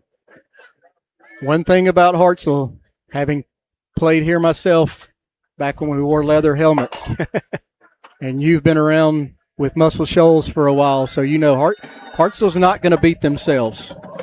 You're going to have to beat them, and right now Bob Jones is the one beating themselves. But again, it's only 16-0, and we're early in the second quarter. Yeah. Sumner's with a kick. That's number 1. That's Rice back. He'll catch it inside the 10, and he'll be swallowed up before he can make it to the 20-yard line. Great kickoff coverage. They angled it, and they came down and cut off the angles of pursuit. There was just nowhere to go. And that's a key to kickoff, is not just kicking it right down the middle, but if you've got a kicker that can place it, on the hash marks or even on the numbers on one of the two sides, it just gives you an advantage with your guys getting down. And it was a pretty extreme angle also, and I thought for a second it might go out of bounds, but after the debacle that happened on the last kickoff, he was going to catch that ball. He was not going to let it hit the ground. So Bob Jones will take over. They are at their 16-yard line, 17-yard line. As Randolph again in the shotgun, he'll turn and hand it off. Nice hole. And that'll be a positive gain of about 6 or 7. I'm not sure who's in the backfield now. Is that Rice? It is. That's Jaden Rice. Dalton Terry came up and made the tackle from his outside linebacker position. Hartselle runs that 3-3-5 type hybrid defense that you see a lot of teams running now with 3 down linemen, as Randolph will pull it, take it around the right side, and he'll pick up a Bob Jones first down out to the 30. That's what they needed. Just get a first down. You don't need necessarily a bunch of chunk plays at this point. Just keep your offense on the field, keep your defense off the field, make some first downs. A touchdown here makes it an interesting game at half. It's no time to panic. You just need to put together a drive and avoid the mistakes. Avoid the mistakes is going to be the key for Bob Jones. Randolph will shift Rice to his right, and he will fake it and throw it out to the left side. He was hit pretty hard as he released it, but a good gain on first down. Quick pass, like I said, is what they need to do. I don't know if that was a quick pass by design or if he just had to get rid of it because he had a guy bearing down on him. Ethan Gay with the reception for a gain of 7. So 2nd and 3 now for Bob Jones. Randolph turn and hand it to Rice, and he's got a hole up the middle. And he'll be into Hartselle territory. Broke through that first level of defense, got into the secondary. And that middle that was so hard for them to penetrate early is now starting to open up just a little bit. That's exactly what Bob Jones needed, and now they have it at the Hartselle 45, and they are moving the ball and have found something here. A little tempo now. No huddle. Again, they're kind of moving the ball. Blitz by Hartselle, and there's a bad snap, and those mistakes, Shane. Par for the course. And that'll back them up now, loss of 7, and they're going to be facing 2nd and 17 back in their own territory. Well, the Bob Jones coaching staff is going to have a lot to talk about in the halftime. But what's good is it's stuff you can fix. Yes. Nothing we've seen so far, the turnovers and the blight, it's all stuff that can be fixed. So that's got to be a positive for this staff. They just need to put something on the board right here. It's a big drive. Hartselle again showing blitz from the outside. And they'll bring it. Randolph scrambles out, and he'll throw it away. And I believe Gay was in the area. The official on the left sideline's pointing to him. Yeah. So great job by Randolph there, avoiding a really big loss. And it'll be 3rd and 17. Hartselle brought pressure from both sides that time. Like I said, all things considered, the offensive line did a good job just giving him that much time. You got to design plays that gets the ball out quicker right now. Jaden Thornton and Cohen Gibson both blitzing from the outside. Putting pressure on Randolph. He'll drop back to throw again. He's got pressure in his face again, but he gets away from it. Dax Carty, and there's an interception. Not sure who came around with it, but we'll have to check it. But he threw it off the hands of Gay, and it'll be intercepted. And Hartselle will take over 1st and 10 from their own 43. That's unfortunate because he did hit him in the hands.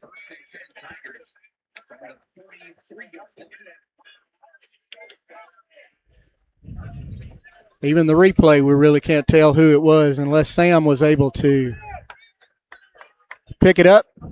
So we can't call your name, but great play. You can watch it. And it was not a bad throw. He did a great job of avoiding pressure, kept his eyes downfield, tried to make a play. Just another mistake by Bob Jones gives Hartselle a chance here before the half.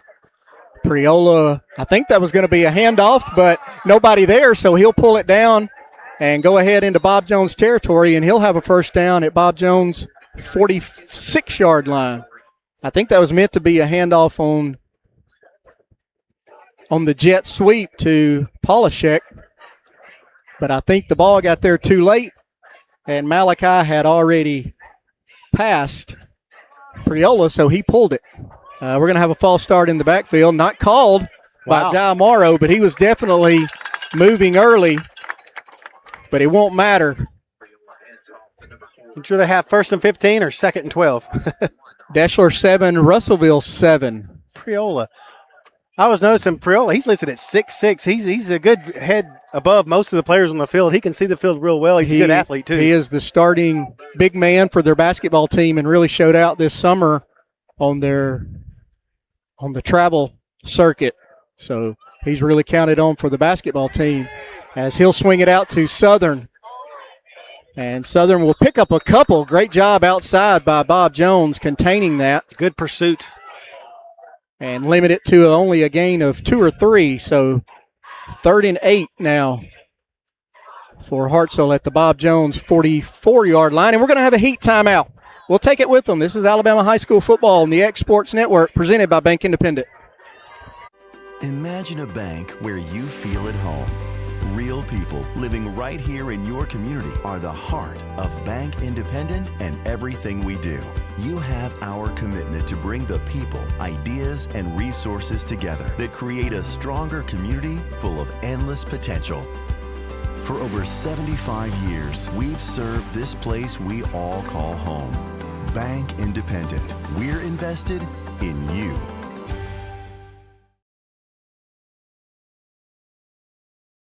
There's no job too small, no job too big for Evers Construction and Plumbing. We specialize in all your commercial, residential, and industrial plumbing needs. You can trust our trained and qualified service technicians for repair and installation, including repipes, gas line repair and installation, filter systems, drain cleaning, and camera inspection. There's plumbing, then there's Evers Plumbing. Professional, quick, efficient. Make your appointment today. You don't need to check the weather tonight. It's a beautiful night. But sunshine to storms, Tennessee Valley Weather has you covered. Visit tnvalleyweather.com or download the free Tennessee Valley Weather app in Apple Play and Google today. As Priola will complete his pass to Polishek, he'll make a couple of people miss, dive forward, and he will be inside right at the 30-yard line, and that'll be a Hartselle first down. That's a great play call. He backpedaled while the line collapsed on him. A lot of those offensive linemen let some people go so they could get downfield and block for him. And then he made a man miss to get the first down. Great play call, great execution. So 1st and 10 Hartselle from the 30-yard line. This Bob Jones defense has been asked to do a whole lot tonight. I feel like they've been on the field a lot. Yeah, they've been asked to stop Hartselle inside their own 10-yard line twice. And they have once. Priola will turn and hand it to Southern. He'll dive forward for a gain of about 3. Under 5 minutes to go now in the second half. Hartselle trying to make it a 3-score game. Bob Jones just looking for something that can just give them a spark any way they can. That play gains about 4, so 2nd and 6 now for Asa Priola. Had to battle for the quarterback's job with David Amos. Priola starting tonight. We may see Amos later. As Priola will step back to throw, he'll throw it across the middle. That'll be caught by Braden Weathers. Bob Jones playing his zone defense. He just turned and sat down in the middle of that zone, found an open spot. Priola made an accurate throw, hit him in between the numbers. And we don't want to be a broken record, but Braden Weathers is another starter on that Hartselle baseball team. Starting first baseman, led the team last year in average. I think home runs and RBIs as well. And that'll be good for a Hartselle first down. They'll have it at the Bob Jones 15. Priola will turn and hand it to Southern right up the middle. He's got a little bit of a hole, and it closes quickly. And he'll pick up about 4. Maybe 5. We'll see where they put it down. No hurry at all whatsoever for Hartselle. They're just trying to methodically move down the field. Under 4 minutes to go now. They'd love to put another score up here before halftime. Yeah, really a big contrast to how they were running earlier. Still not worried about running time off the clock as Priola is ready to go, and he'll turn and hand it off to Southern again, and he'll try the middle of that Bob Jones defense. And Bob Jones has really done a good job since those first couple of drives is not letting anything up the middle, as that one's held for a gain of 1 or 2, and now Hartselle will face 3rd and 4 from the Bob Jones 9. Depending on what happens here on 3rd down, this may be 4-down territory again. I think Priola's done a very good job of managing the offense. He's called the right plays. He's handed it off. He's run when he's had to. He's been accurate on his throws. We'll see what they call here. He'll swing it out over the middle, and it was dropped, but I believe we've got a false start call, and we do, so that will back Hartselle up, and they'll face a 3rd and 9. Just under 3 minutes, 2 minutes, 59 seconds. Hartselle 16, Bob Jones 0. I don't have anything in front of me that says time of possession, but I think it would lean heavily towards the Tigers in this first half. I think you're probably right, and when it's warm like this in August, that'll really wear a defense down. So this Bob Jones defense has done a great job with what they've been tasked to do so far. Priola will roll out to his right. He's got a man right in the middle of the field, and he'll overthrow. Polishek had him in the end zone. And that'll be incomplete, and that'll bring up 4th and 9 from the 14, and Sumners will come in again and try for a field goal attempt. He had him open. I think he just got excited and just tried to put a little bit too much on it, and it sailed on him just a little bit. So we've seen a good leg from Summers so far, Adam. He's got a great leg now. Bob Jones has been getting great pressure off the corners, and it blocked one of those extra points. So it's a 31-yard field goal from Sumners. McCann, the snapper. Hudson Morton, the holder. It is down and blocked again. That's going to be blocked by number 90. Number 90. That's Cameron Ashley. I think, Shane, they were getting so much pressure on the outside that time the Hartselle outside guys made sure they got the people coming off the edge, and that left Ashley coming right through the left guard, left tackle, and he was able to get his hands on it.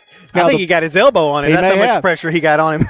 the block did go inside the 5-yard line where Bob Jones recovered it, so they are gonna be backed up, but it kept Hartselle from putting anything on the board. And they're going to have 1st and 10 from their own 2-yard line with 2 minutes, 39 seconds left here before halftime. Not just time of possession, but average starting field position has way been in favor of Hartselle tonight. Bob Jones just trying to get to the locker room at this point. So 1st and 10 from their own 2-yard line. You have to be really careful here. A mistake here could cost you 2 points and possession. Yeah, you don't want to give up a safety right here. So tight formation by Bob Jones. They mistake a quarterback sneak. A fumble in the end zone, and that's going to be a safety. Exactly what you just talked about, Shane, as it looked like Hartselle Rice had the pressure coming in, and he saw the pressure coming, and he took his eyes off of it. He tried to run with it before he had it, and Rice dropped it in the end zone. He was brought down there. I believe it may have been Tapscott and Dax Carty. I'm going to go out on a limb and say it was Tapscott was in on the play somehow. So 18-0, and Hartselle will get possession as now Bob Jones is going to have to kick off from their 20. And we'll see if they punt it or if they tee it up. That's not a flag on the field, is there? Is that like a No, it's a towel. Yeah, it's been there for a couple of plays. I saw it earlier and thought it was a flag, but it is a towel. So, again, Bob Jones will have to kick it away from their 20. They can choose to put it on the tee or punt it. So we'll see what decision they make. Add 2 more to the category of points off turnovers also tonight. Bob Jones is coming out to line up to kick it from the 40, but I don't think they realize they're going to have to come back and kick it from the 20 with it being a safety. Here comes the official. Yeah. So he's kicking from the 20, which means Hartselle's front line can scoot up to the 35-yard line. A little bit of strategy now with 2.5 minutes to go, and they're kicking from their 20, and you expect them to get decent field position again. Hartselle in another great position to add to their lead here before the half. First time we have seen the Bob Jones kickoff team as Hartselle deferred, so they kicked off to begin the game. You always talk about possessions at the end of half and who gets possession to start the second half. This is just a golden opportunity for Hartselle to add to their lead right now. If they can score here, and then they'll get that first position in the third quarter. Samuel Good set to kick off. Polishek deep on this side, and it will come to him. He'll take it at about the 20, 21-yard line. And he's got a hole up the middle, a small hole, before it is closed up quick. That's number 7 for Bob Jones, Kamari Gattle. But again, good field position for Hartselle as they will take over at their own 48-yard line with 2 minutes, 29 seconds. They have all 3 timeouts. Now, Hartselle's not thrown the ball well tonight. A couple of missed opportunities. Priola has completed a few. So I'm not sure how much they want to rely on the passing game with 2:29 remaining. Gatelyn Dixon, number 14, split out to the near side. 2 receivers to the far side. And he'll put Dixon in motion. Priola will hand it off to Morrow. And great job by Bob Jones as they'll hold him to a 1-yard gain. And it'll be 2nd and 9 from the Hartselle 49-yard line. That motion was designed to get the linebackers out in case he broke through that first level. He was not able to break through that first level. Great job there by the defensive line of Bob Jones. So Hartselle now with 3 receivers split to the right, 1 solo to the left. Morrow, your running back, behind Priola in the pistol. Under 2 minutes, 1 minute, 50 seconds. Priola again will turn and hand it off to Morrow. He's got a little crease up the middle. He'll drive his legs. May have a first down. And the officials are stopping the clock. So 1:43 remaining as Morrow moves the chains with a nice tough run up the middle. Those are some hard-earned run yards right there. He took some hits and kept moving forward, finished the play moving forward, which is what you want to do if you're a running back. Yeah, Morrow listed at 5'10", 150. That's tough when you're going in there against those big bodies. As the clock is started back, Priola will sprint out. He'll throw it out here. It'll be complete on the Bob Jones side. That's number 88, Azariah Polachek, and he'll make the catch. He'll be tackled out of bounds by Deontay Miles. Picks up a we'll call it 9. Bring you up 2nd and 1 from the 32-yard line with 1:20 left. This is a great, almost practice situation. You got a first-year starting quarterback. You got a 2-minute drill situation into the half. You're attacking the sidelines and running, mixing the run and throw. Priola will keep it.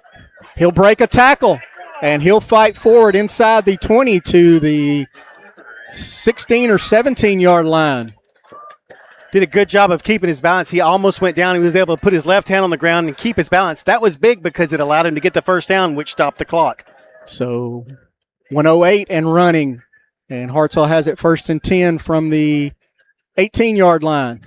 Priola turns to Morrow, gives him instructions, takes the snap. He'll roll out to the right, trying to hit Polachek in the corner, and they're going to call that incidental contact as their feet got tied up. No flag. I think that was a good call. It was absolutely incidental. Stops the clock here with 53 seconds left. They'll reset now. What you do in this situation all times is sometimes you'll call 2 plays in case you get tackled with the clock running. They still have some timeouts left, but they might call 2 plays just in case they need it. Yeah, or they see something. All 3 timeouts remaining. 2nd and 10. Morrow again, the running back, just to the left of Priola. He's got 2 receivers to the right, 1 to the left. And he'll hand it to Morrow around the right side. Great job by the safety for Bob Jones. That's Mitchell. Miles Mitchell, number 23. They did not call a timeout. They have not. So play loses several. So 2nd and 13 now. Great job of Mitchell tackling him inbounds. He was fighting to try to get to the sideline. Mitchell would not let that happen. As Maddox Southern reports back in. And Hartselle in no hurry.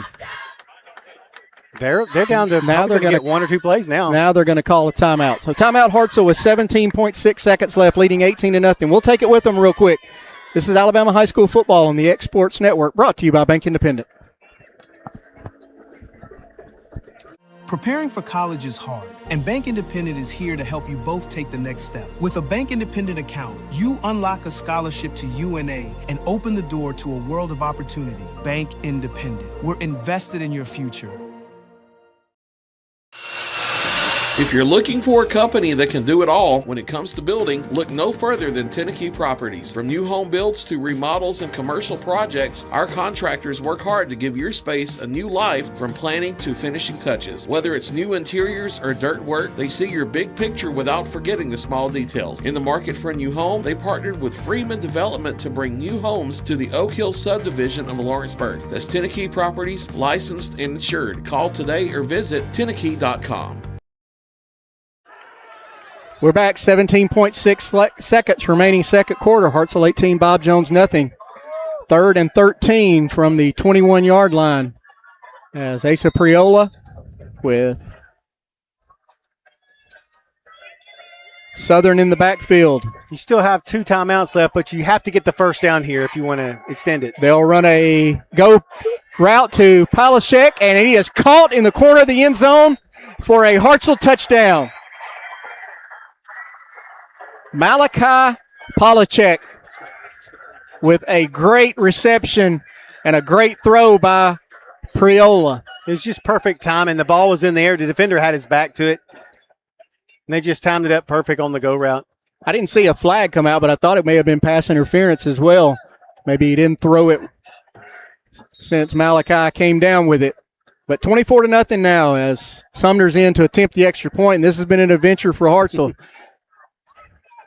As he'll get that one away. And it's good. Your score, Hartselle 25, Bob Jones 0, 12.7 seconds. We'll keep it right here, Shane. And we've talked about it a little bit, but again, it's 25-0. But if you're Bob Jones and Coach Parker, you really can't be too hard on your defense. No, every bit of those 25 points have come off of a turnover in some way, form, or fashion. They got the safety, and then they got the possession back right there. They've had 2 possessions that they started inside their own 10 or the opponent's 10-yard line. They got the play that was dropped. That's only the legit play, if you could call that a legit play. It was a busted play. So, but that's a teaching moment. Very much until so. You hear that whistle, don't give up on it. I think the Bob Jones coaching staff will be more instructive of their offense during the half. They have to string together some first downs. They have to not just score points, but they have to just work on getting consecutive first downs first. So Sumner's will tee it up at the 40-yard line. Let's see if he squibs it or kicks it deep. One of the best plays for Bob Jones so far was a kickoff return, 50-something yards that gave them field position in Hartselle territory. So I'm not sure I would give them a chance to bust one with 12 seconds left. And they won't. Sumner's will just pooch it, and a fair catch at the 27-yard line by Gattle. And Bob Jones will take over there. And do you think just a kneel and get out of here into halftime, or do you try and bust a run, maybe get something? With as much bad that has happened, I think they run the ball right here. Their last few drives, they've moved the ball at times. They've been able to get some more runs. They've been able to establish control at the line of scrimmage, but it's the mistakes again, the turnovers, the busted plays. Like you said, though, those things are correctable. So Alex Randolph will take the snap, the sophomore quarterback, and he'll hand it off right up the middle. He'll fight ahead to the 36-yard line. That's King, Zacchaeus King. And that'll do it for the first half. Your halftime score, Hartselle 25, Bob Jones 0. We'll be back. We'll bring you, looks like both bands with a halftime show. So Sam will get you set up so you can see and hear some of that. They're going to have their backs to us as we're on the visitor sideline here. But enjoy the bands. Another great part of high school football are the bands, the cheerleaders, the dance teams. It's all part of the high school experience. So enjoy the bands when we come back. This is Alabama High School Football on the X Sports Network, brought to you by Bank Independent. Bank Independent has been such a great partner because not only are they taking the stress of the finances off of our plate, but they're investing in us as we're investing in them. And I think that is a strong partnership. The spirit of what Bank Independent does is right there in the name.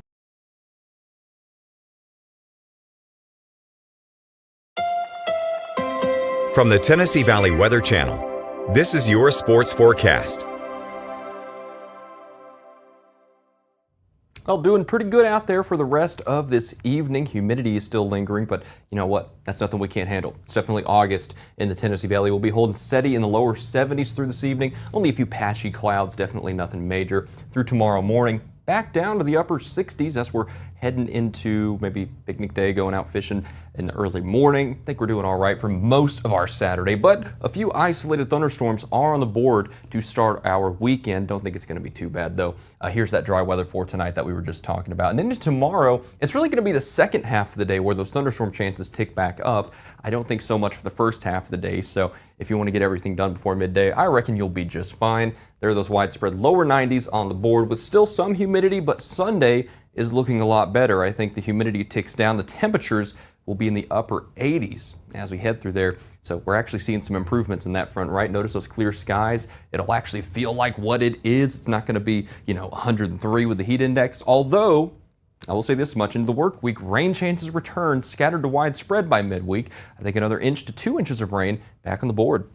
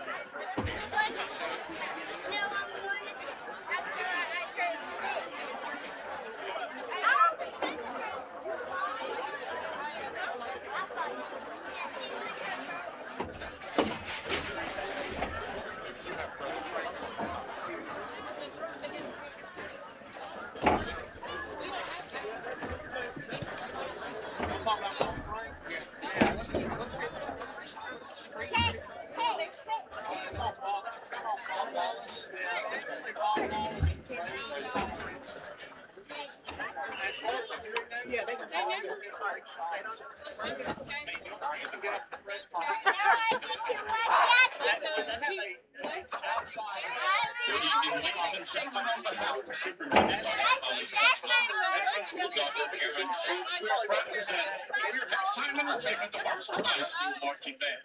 The regular band is Frank P. The junior band director is Brian Nancy. The junior band director is Noah Hudson. Presenting excerpts from their halftime show entitled Keys to Life, featuring songs from great the band is under the field command of drum major.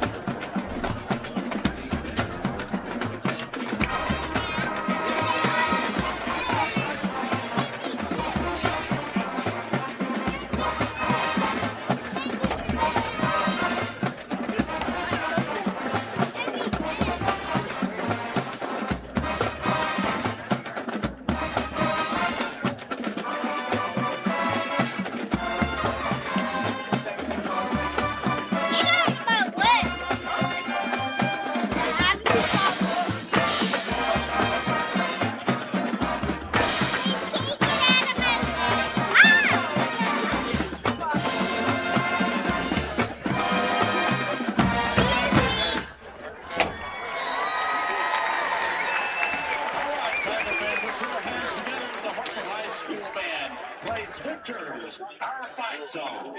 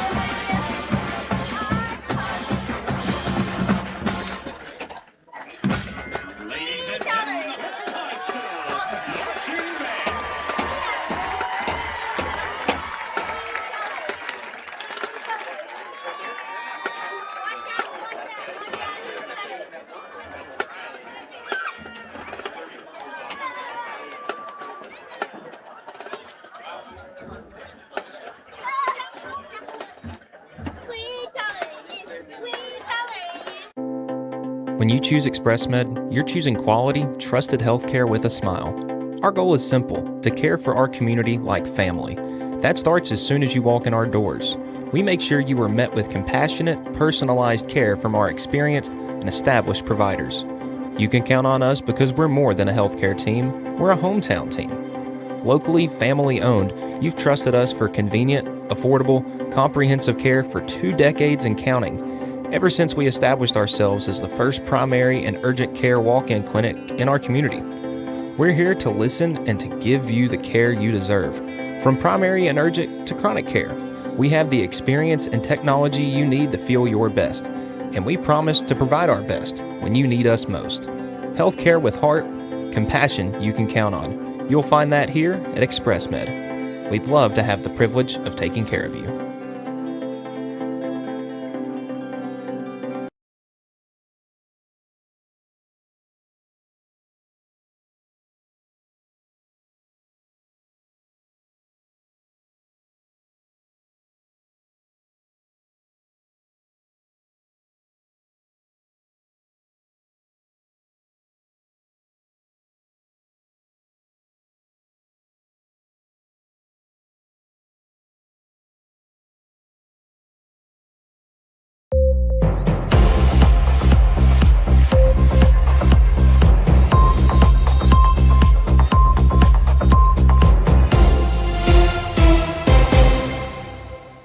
You know, Storing Lee Furniture is not just some huge chain store, but we do have a 144,000 square foot showroom right here in Leoma, Tennessee. The Story family has worked together in the business now for 55 years. And a familiar face is here to help you with whatever you need. That's what being a part of the community right here in the Tennessee Valley means. And if you have an issue, we're right here to take care of it. And don't forget free delivery. We invite you to come see us. We're Storing Lee Furniture. There are now more ways to save at Quick Mart. Become a Quick Club member and easily earn rewards on qualifying purchases at Quick Mart convenience stores using the Quick Club app, available on the Apple App Store and Google Play. To save on fuel for work, use the Fuel Rewards Pro app to earn 5 cents a gallon on work fill-ups and redeem the savings for yourself. To get started, visit fuelrewards.com/pro or download the app in the Apple App Store and Google Play.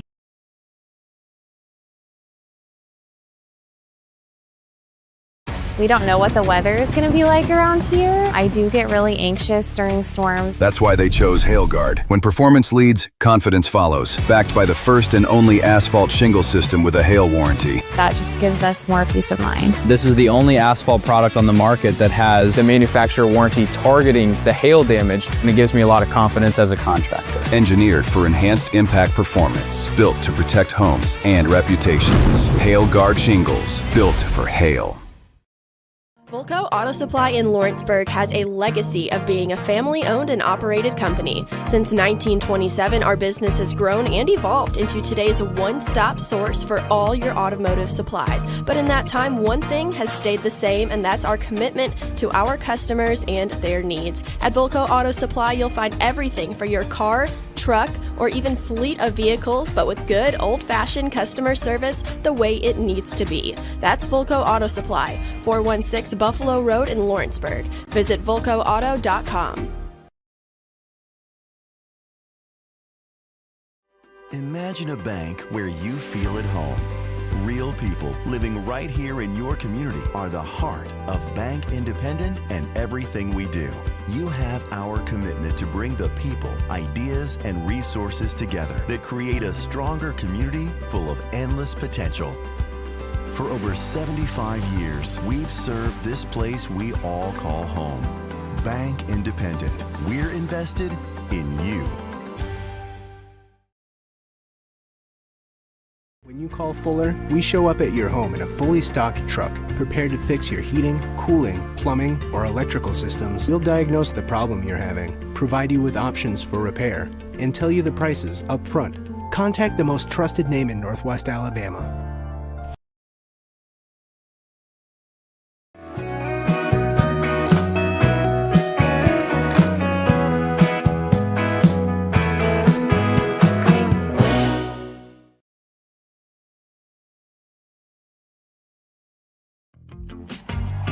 ever seen those halftime scholarships where you have to nail a 40-yard field goal? Yeah, this isn't that. I didn't have to write a long essay or audition or make a half-court shot. I just had to open a Bank Independent account, use my debit card, sign up for online banking, and have a positive balance. That's it. A 20% scholarship to UNA. When Bank Independent invests in students like me, they're investing in all of us and the future of our community. Bank Independent. We're invested in your future.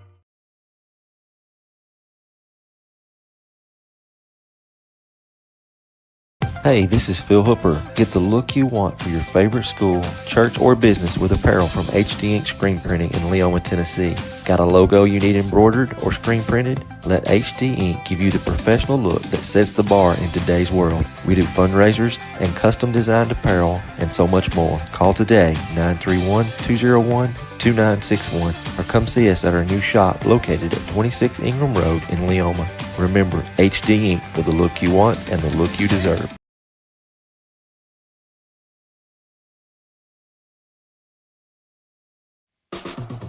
Well, I think Fame and Muscle Shoals music is here because we're fiercely independent. And in the early days, it was hard because it was hard for banks to get their head around, we're going to give these hippies some money to go make music. We've been doing business with Bank Independent since the 70s, and to know that they've got our back, it means a lot, and it just kind of takes the stress off of doing business day to day. They've always been there, and it's always been just been a phone call away. Going the distance with local sports. This is the X Sports Network. Welcome back, JP Kane Stadium, Hartselle, Alabama, as we get ready for the second half. Hartselle leads Bob Jones 25-0 right now. Shane, as we talked a lot about it during the first half, but as you and I were sitting here talking, 2 official turnovers for Bob Jones, a blocked punt, a safety. So really 4 turnovers for this Bob Jones offense. And we've talked about how well the Bob Jones defense has really played considering the positions they've been put in by the offense. Yes, all 25 points that Hartselle scored has come as a direct result off of those turnovers or such. That block point, they got to a first and goal from the 10 right after the block punt. They had an interception that they ran back that they later converted into a field goal. They had one of their plays was actually a busted play. It wasn't a result of turnover. They thought the play was a lateral. Everybody stopped. They picked it up, ran. They wound up scoring a touchdown on that. And it's just, like you said, the defense has not played that bad. Yeah. So what do you do now if you're Bob Jones? It's the old adage of how do you eat an elephant? One bite at a time. You just got to keep playing. You just got to keep plugging. This is not a region game. You want your team to show some fight right here. You want to show that you can move the ball methodically down the field. Let's get a touchdown. One touchdown could change the whole sideline right now. So let's just see what we can do. For Hartselle, you want to continue to execute, do what you've been doing, work on your short game, not want to kind of clean up. They've had some block kicks of their own also, so you want to try to clean it up. So Hartselle's got their own things to work on. The second half could go anyway. First thing for Bob Jones is to get a stop on defenses. They're going to kick off, and Hartselle will have possession to start the third quarter. And we are underway. Polachek will let that one go over his head, and it'll go in the end zone, and Hartselle will have it 1st and 10. He was confident that one was going into the end zone.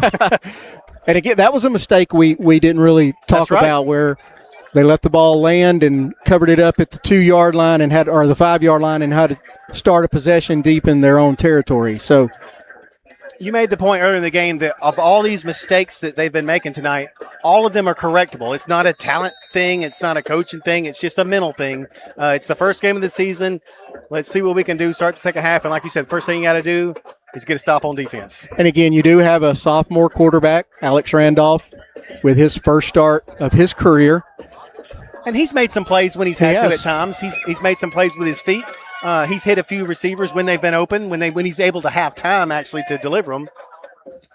So Asa Priola starts here at quarterback, and something was wrong on the alignment, and Hartselle's going to have to use a timeout on the first play of the third quarter. They carried all 3 in with them in the first half, and then before they ever ran a play, are going to have to call one here in the third quarter. Not sure that's not what Coach Newton had planned when they came out to start the third quarter, was to have to burn an early timeout. It's the first game of the season for everybody, isn't it? It is. It is. Hey, just give me a chance to read this little. Now, these two teams, they don't play that often, but would you know how many times you think they've played in the history of these two teams? They're not that far apart. I would say a dozen. They've played 7 times. Who do you think leads the series? I will go out on a limb and say Hartselle. Hartselle leads 6-1. The last I time. had a 50-50 shot. As Priola will hand it off to Southern, and he'll get ahead for a couple of yards. Mason Johnson with a tackle up from his linebacker position. Good stop there. The last time Bob Jones got the win over Hartselle, 1998. 1998. You weren't still playing then, were you? No, I was out of here in 93. I was out in 93. So Priola in the shotgun. He'll look over to the sideline, clap his hands. He'll swing it out. Nobody there, so he'll tuck it and run. And he's got a little bit of room on the outside, and he'll go across the 30-yard line out to the 32, and he'll have a Hartselle first down. Good decision there. The play was designed to go outside, but it was well covered by Bob Jones. So he said, I'll go get the first down with my feet then. So 1st and 10 Hartselle from their own 32-yard line. Priola's gone all the way at quarterback. We may see a little bit of David Amos later, who he and Priola had a quarterback battle in this fall camp for Hartselle. A lot of quarterback battles by teams wearing crimson this year, I think. That'll be an interesting one in Tuscaloosa to see who gets that nod. As Priola will turn and hand it off to Southern, and he'll keep his legs churning, and he'll head up to the 39-yard line, a pickup of about 8. He broke the initial tackle, actually, but then a host of defenders was right there to make the stop. Still a good positive gain on first down. So second and 3 after a 7-yard gain. As I think we're having chain issues on this near side. First game for the chain crew as well. I see Dr. Chuck Gill down there on the chain gang for Hartselle. The play clock just now started. 21 seconds on the play clock. So my good friend Dr. Chuck Gill, one of the councilmen here in Hartselle and a veterinarian here, is there's going to be another offsides call on Bob Jones. That's something we really haven't talked about is the turnovers. We've talked about the block punt, the safety, but Bob Jones has really hurt themselves with penalties. They struggle on the snap count. Priola's doing a good job of doing a hard count. He's drawn them offside at least 5 times already just in the first half. And then once again in the second half already. Priola with Southern behind him in the pistol. He's got a man split out wide left, one right, wing back, and a tight end on the left. He'll turn and hand it off to Southern right up the middle. He'll be brought down after a gain of about 2, maybe 3.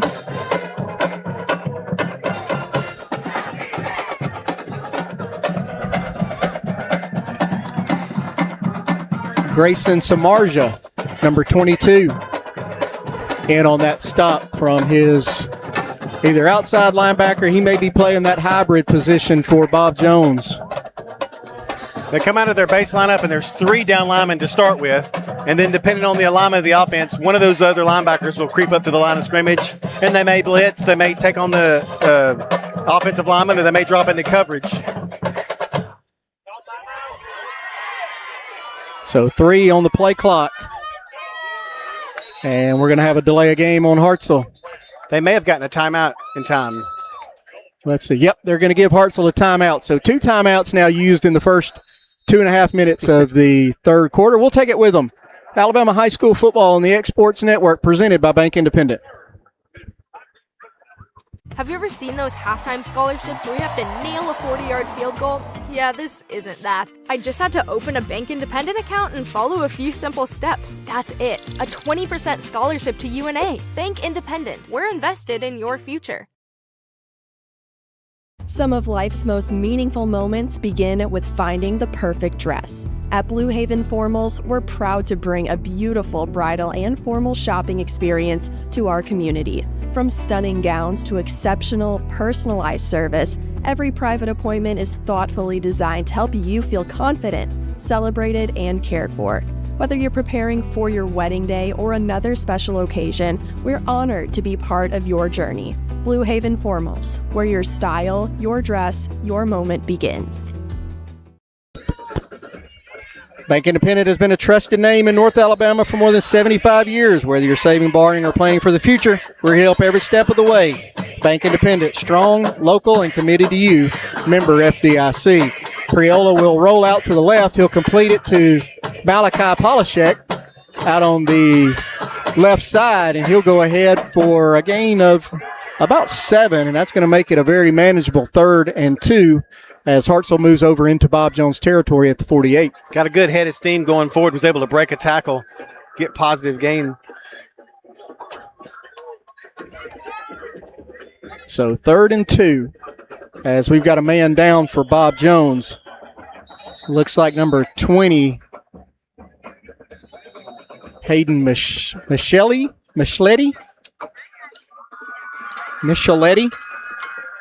He was in on that tackle on that last play, like I said, when he had that head of steam. If I have butchered your name, I am so sorry. Hayden, but it looks like just cramps. I think the way he kind of sat down, and you're going to get into that now here in the 3rd quarter with the heat. It's hot, it's humid, it's the first game of the season. Have the pickle juice and the mustard ready on the sidelines as they're taking a look at Hayden, and he'll hop up to his feet and he'll jog off. Again, I'm not a doctor and I didn't stay at a Holiday Inn last night, but I'm going to guess that was probably some leg cramps. Sam's looking at me funny. He's probably never seen the Holiday Inn commercials. He may not even know what a Holiday Inn is. I think it's a Holiday Inn Express, actually. Holiday Inn Express. Yeah.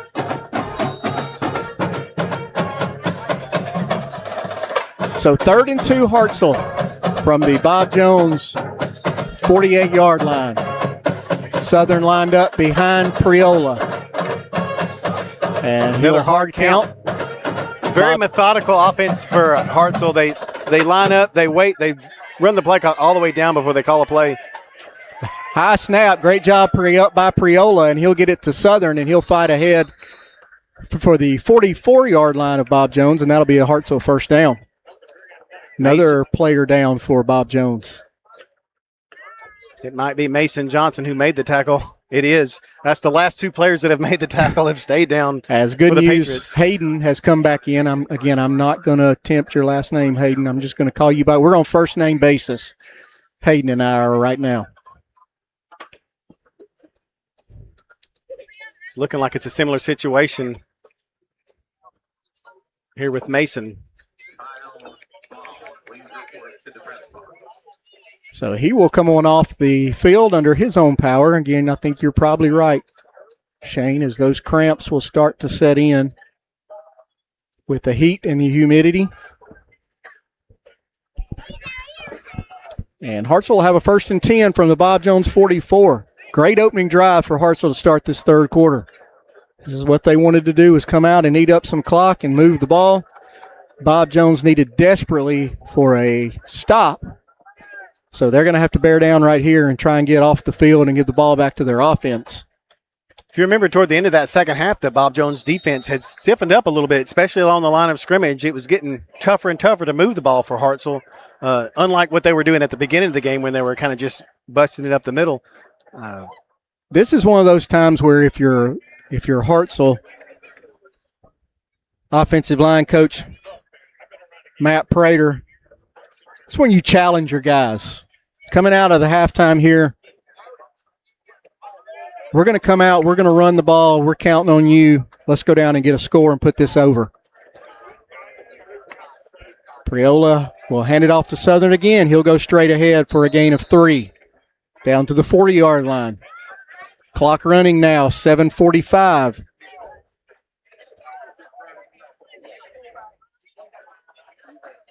tough yards, but positive yards. Like you said, what you want to do, just keep the clock moving, keep the ball moving. They didn't do a hard count that time. They went on one. Well, and you've seen a big difference in the way they're lining up and calling this third quarter. To start the game, it was Gus Malzahn fast, and now we've kind of slowed it down a little bit, a little more methodical, taking a little bit more time off the clock. As Priola will hand it off to Southern around left guard, left tackle, and he'll bust it down to the 36-yard line, and that'll bring up a 3rd and 4. Isaiah Joseph just tripped him up around the ankles. Good thing, too, because there was no one left behind him. He was that close to breaking a long one. You know, that's really what we've seen out of both of these defenses, Shane, is they've done a good job containing. They've not had a lot of really no explosive plays. Really, the Hartselle one where they thought it was a forward pass and everybody stopped. As Southern, again, will take it right up the middle. He's going to be close to another first down, and he will have it. So Hartselle now used up 5.5 minutes of the clock here in the third quarter, and they'll have it 1st and 10 from the Bob Jones 33.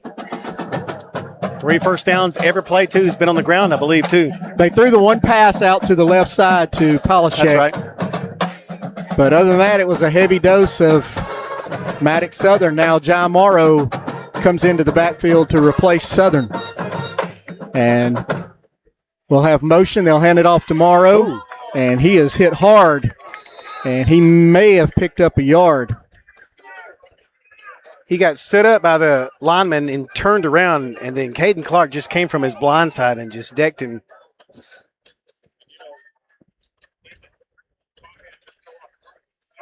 Again, Morrow not quite as big as Maddox Southern, more of a shifty back. Southern is taking it, and he's getting north and south really quick. Morrow, a little more patient, looking for a hole. But this offensive line for Hartselle now, too, they've been doing a good job. Yeah, all underclassmen, too. They're led by Liam Wooten, their left tackle, as they'll swing that out to Morrow, and there's nobody out there. He's got a lot of grass in front of him. They'll knock him out of bounds, but not before he'll have a 1st and goal inside the 10. That's the longest play from scrimmage for Hartselle tonight. Not counting the broken play. And I think Morrow may be down now with possible some cramps as he's down on the far sideline. But it'll be 1st and goal Hartselle from the 9-yard line. And it is cramps for Morrow. You can always tell when they pick those legs up and push the toes back, trying to work out the cramps in the calves. Let's take a quick break. Sam, cue us up and get us a commercial, and we'll be right back. This is Alabama High School football on the X Sports Network, brought to you by Bank Independent.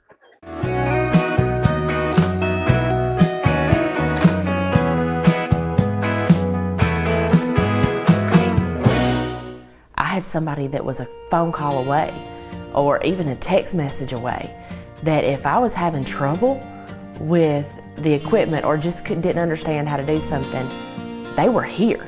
They were at my business.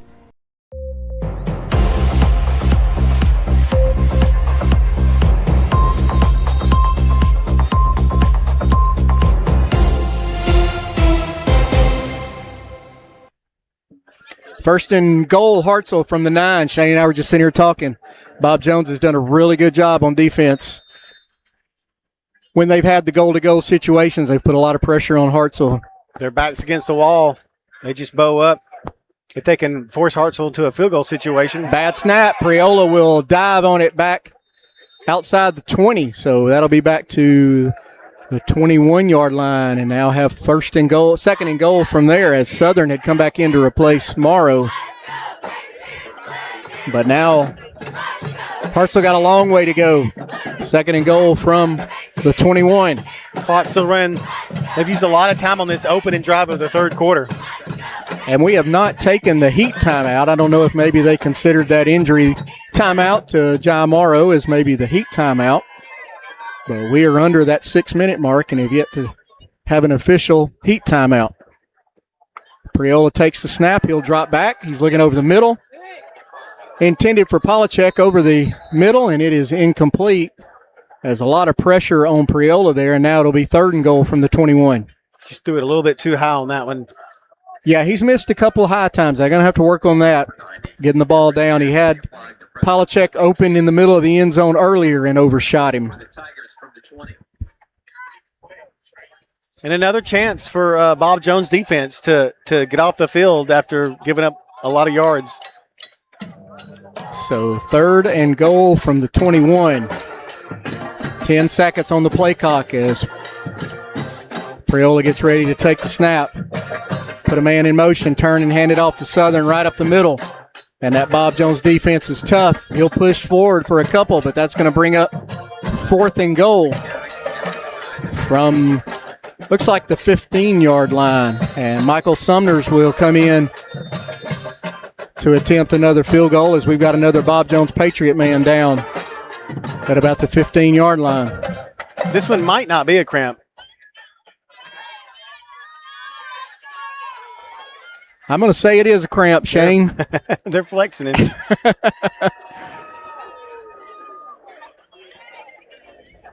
We can't tell who that is right now, but we hope it's just a cramp. It's been a well-played game. It has. For two teams opening up the season, getting the kinks out, finally getting to face somebody other than each other in a game situation. They keep the kicking unit on the field, be another chance for Summers to get another field goal. They've had some issues tonight protecting the kicks. The issues have not been his leg. When he's been able to get and follow through with it, he's been able to kick it a long way. One field goal for Sumner's on the night. Had one blocked. But again, in the way Bob Jones' luck has gone tonight, the one they blocked, the ball ended up at the 2-yard line, and that's where the safety happened. So even when good things seem to happen, it has kind of gone downhill. Two of the biggest factors that have not gone Bob Jones' way tonight is time of possession and average starting field position. So Sumner's in. Looks like they're going to put it down at about the 21, 22-yard line, so we'll call it a 31-yard field goal for Sumner's. This is about the distance it was when it was blocked last time, but it was on this hash mark. This is the opposite hash mark now. So we'll see if they can hold out that ball. High snap, they get it down, and Sumner's with the kick, and it's good. So great job as they turn the lights out on us. Hudson Morton with a great job getting a high snap, getting it down for Summers, and Hartselle now leads 28-0 over Bob Jones. We'll take it with them. Alabama High School football on the X Sports Network, brought to you by Bank Independent. For over 75 years, we've served this place we all call home. Bank Independent. We're invested in you. When you call Fuller, we show up at your home in a fully stocked truck, prepared to fix your heating, cooling, plumbing, or electrical systems. We'll diagnose the problem you're having, provide you with options for repair, and tell you the prices up front. Contact the most trusted name in Northwest Alabama.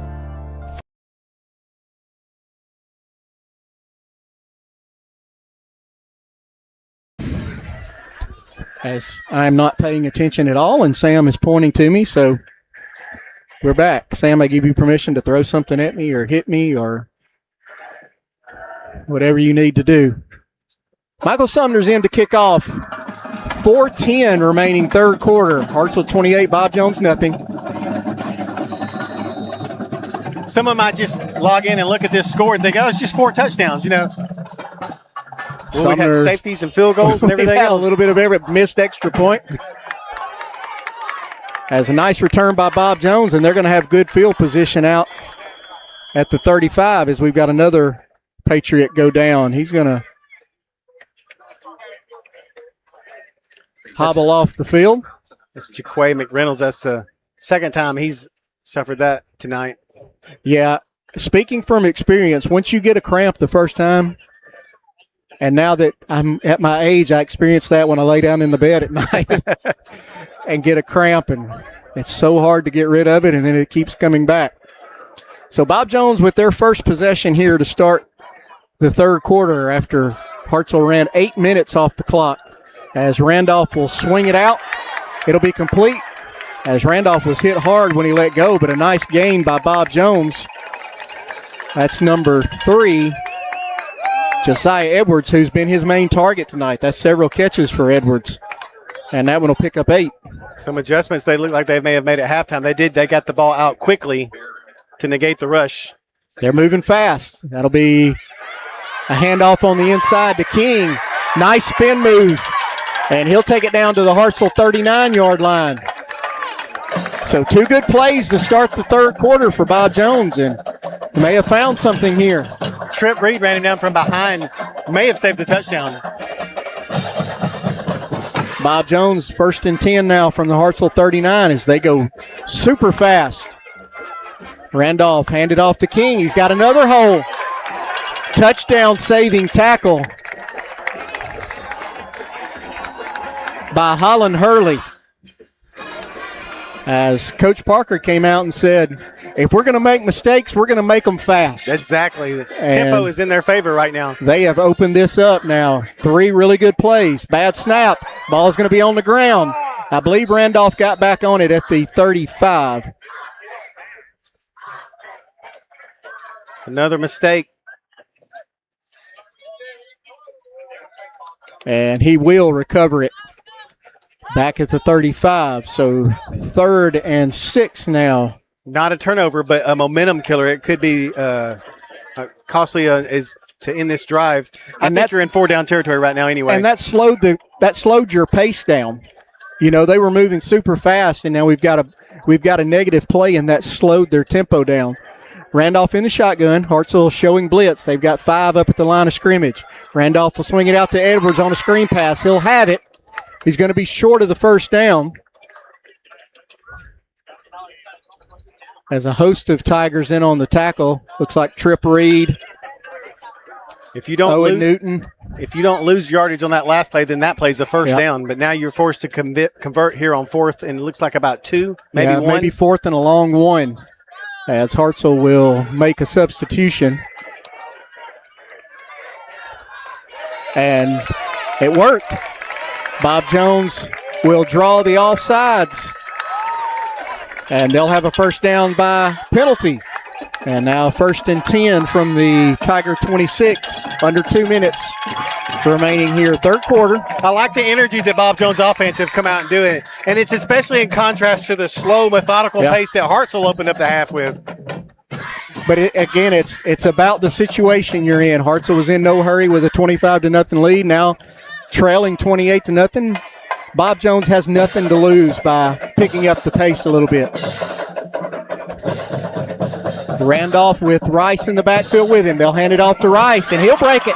And he's going to take it in for a Bob Jones touchdown. Right over left tackle.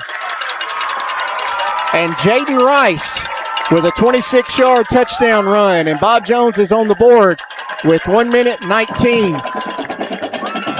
That's exactly what they needed. Yeah, and I'm going to say that the Bob Jones offensive line was probably really challenged at halftime, and they came out ready to play here in the third quarter. Great job that entire drive by that offensive line of Bob Jones. That's a yellow. It looks like maybe somebody threw a yellow or a red towel down. I don't think it's a. Maybe it was a red towel by one of the players, and so we got a late man running on. Limping on, and we're going to be down to 3 on the play clock. 2, 1, and they're going to have a delay of game on the extra point. As Camden Carson, who was injured on that last defensive possession with cramps, it looked like he hobbled out at the last minute. He threw all the timing off. And he's still kind of dragging that left leg a little bit as they back up 5 yards, and we'll try the. Well, how far back are we going on a delay of game penalty, guys? I'm going to say it should be at the 12-yard line or the 7-yard line. Excuse me. Now they're figuring it out. Not all the way back at the 20. Imagine you're the kicker. You finally get a chance. You got shut out the first half. You finally get to kick your first extra point of the season, and there's a delay of game. He went ahead and kicked it. He did. And made it. So maybe that'll build a little bit of confidence. I know they didn't get it off in time, but I was actually impressed with the rush job they did. They almost beat it.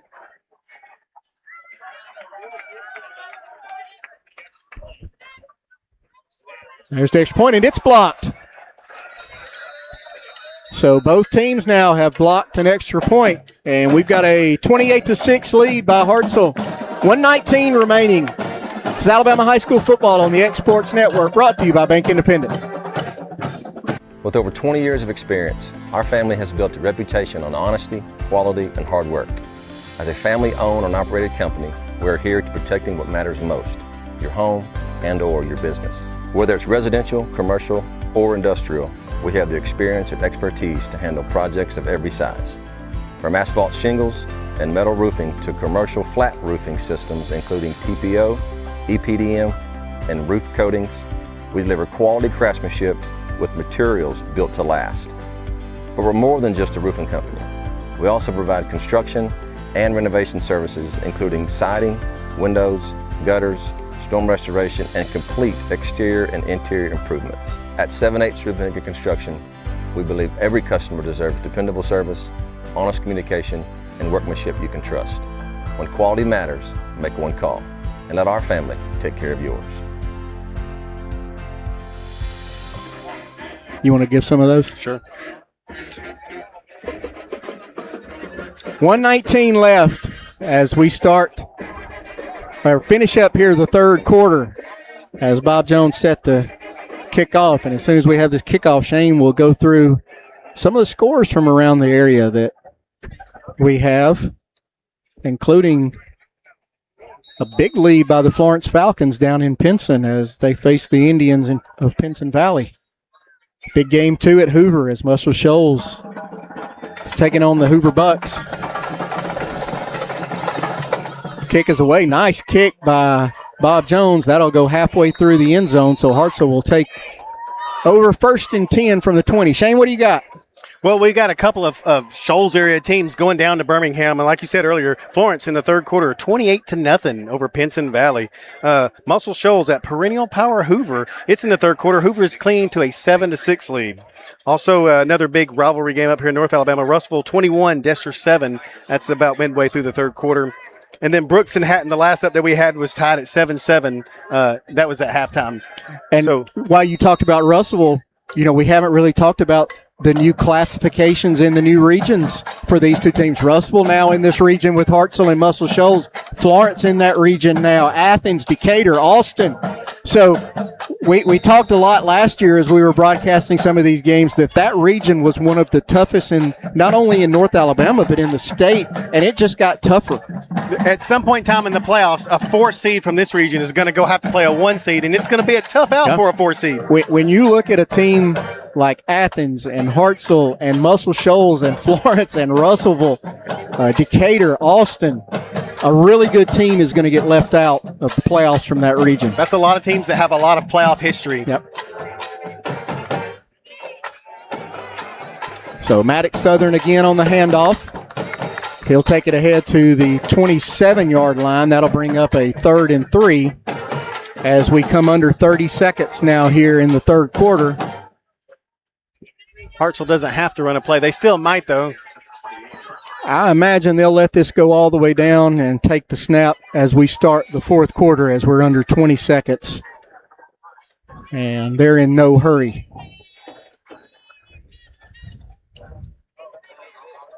Really impressed, though, Shane, with that last drive by the Bob Jones offense. It's really something to build on. What they needed, actually. And like I said, I would hate, but I would also love to be a fly on the wall in the locker room at halftime. Whatever Coach said really inspired them. They were crisp. They were in a hurry. They made their plays correctly. They moved the ball. They overcame some mistakes. Yep. They had a false start there, and they overcame and a drop it. Snap. Yep. So, good job for Bob Jones. The problem now is that there's still 3 touchdowns down, and Hartselle's just methodically moving the ball, chewing up the clock right now. But you got to give Bob Jones credit, and you got to give Hartselle credit, too. They played a great game, and it's been just a great opener all the way around. So we're through 3 quarters. When we come back, we'll have the start of the fourth quarter. Hartselle 28, Bob Jones 6, Alabama High School football on the X Sports Network, brought to you by Bank Independent.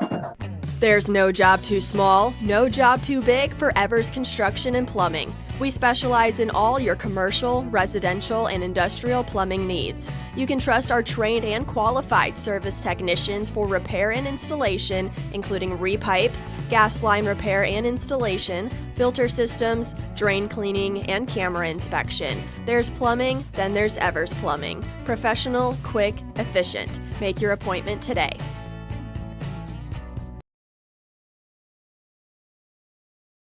Bank Independent. We're invested in you. Start of the fourth quarter. Hartselle facing a 3rd and 3 from their own 27-yard line as they look to just continue to control the ball. Bob Jones would really love to get off the field right here and see if they can put another nice drive together. This might be a statement play for both teams. Bob Jones with a lot of people up on the line of scrimmage. 8 people, 7 people up on that line of scrimmage. As Priola will turn and hand it off to Southern, and he'll fight ahead. And all he had to do was get to the 30, and I believe he did. So first down Hartselle as Maddox Southern will take it ahead. He's been a workhorse tonight. It has. Every yard he's gained, he's had to earn.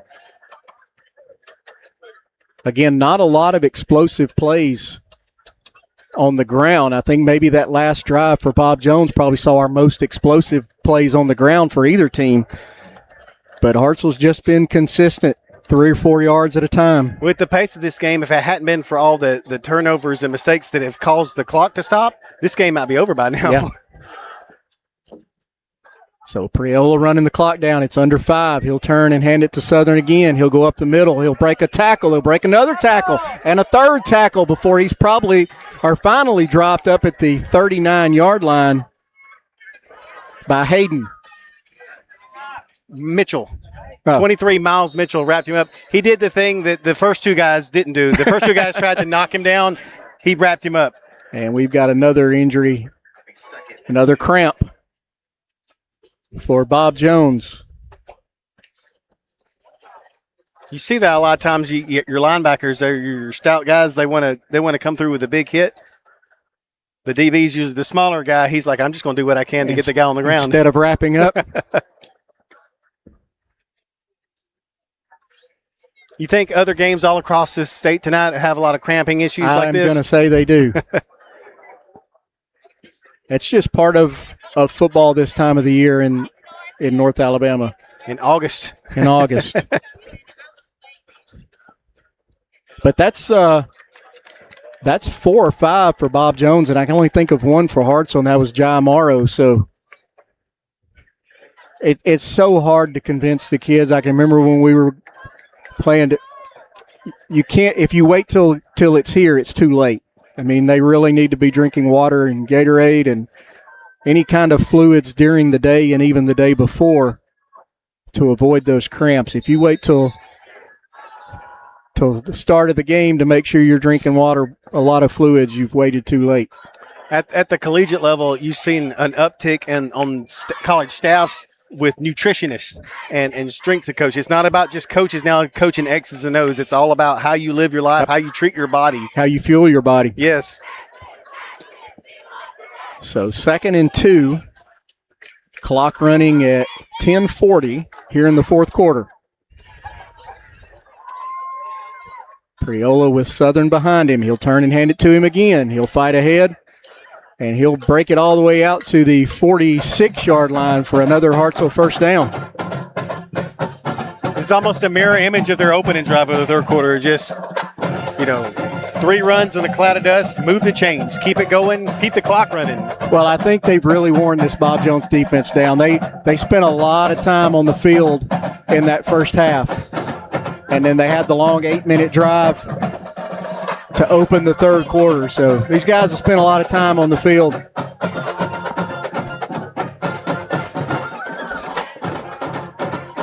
Again, Priola in the pistol with Southern behind him. 4-man front for Bob Jones. They'll turn and hand it to Southern. He'll break it off left guard, fight ahead into Bob Jones territory, keep his legs moving, and go all the way down to the Bob Jones 47. where he'll pick up about 7 yards. And I'll bring up 2nd and 3. Another positive game on first down. You saw him. It's like he thought for a split second, I could bounce this outside. And he thought, no, I'm just going to go north-south and get what I can. And it turned out to be the right call. And I think that's where he'll probably live most of the year, is between the tackles. He's Maddox Southern. Built very stocky. He's only a sophomore, 5'10", 180. So 2nd and 3. Southern again. He'll take it right up the gut. Keep those legs moving and push ahead for another Hartselle first down. Every single play that they finish moving forward. Even when they're tackled falling forward. Southern will get a break now, and Morrow will check in. Pretty impressive little 1-2 punch at running back for the Tigers. And again, the offensive line doing their job also.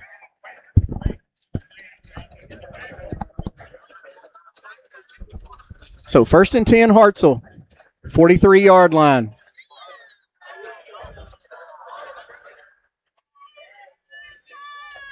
As Bob Jones brings the house, as Morrow makes the first man miss before he is met in the hole at the 41-yard line.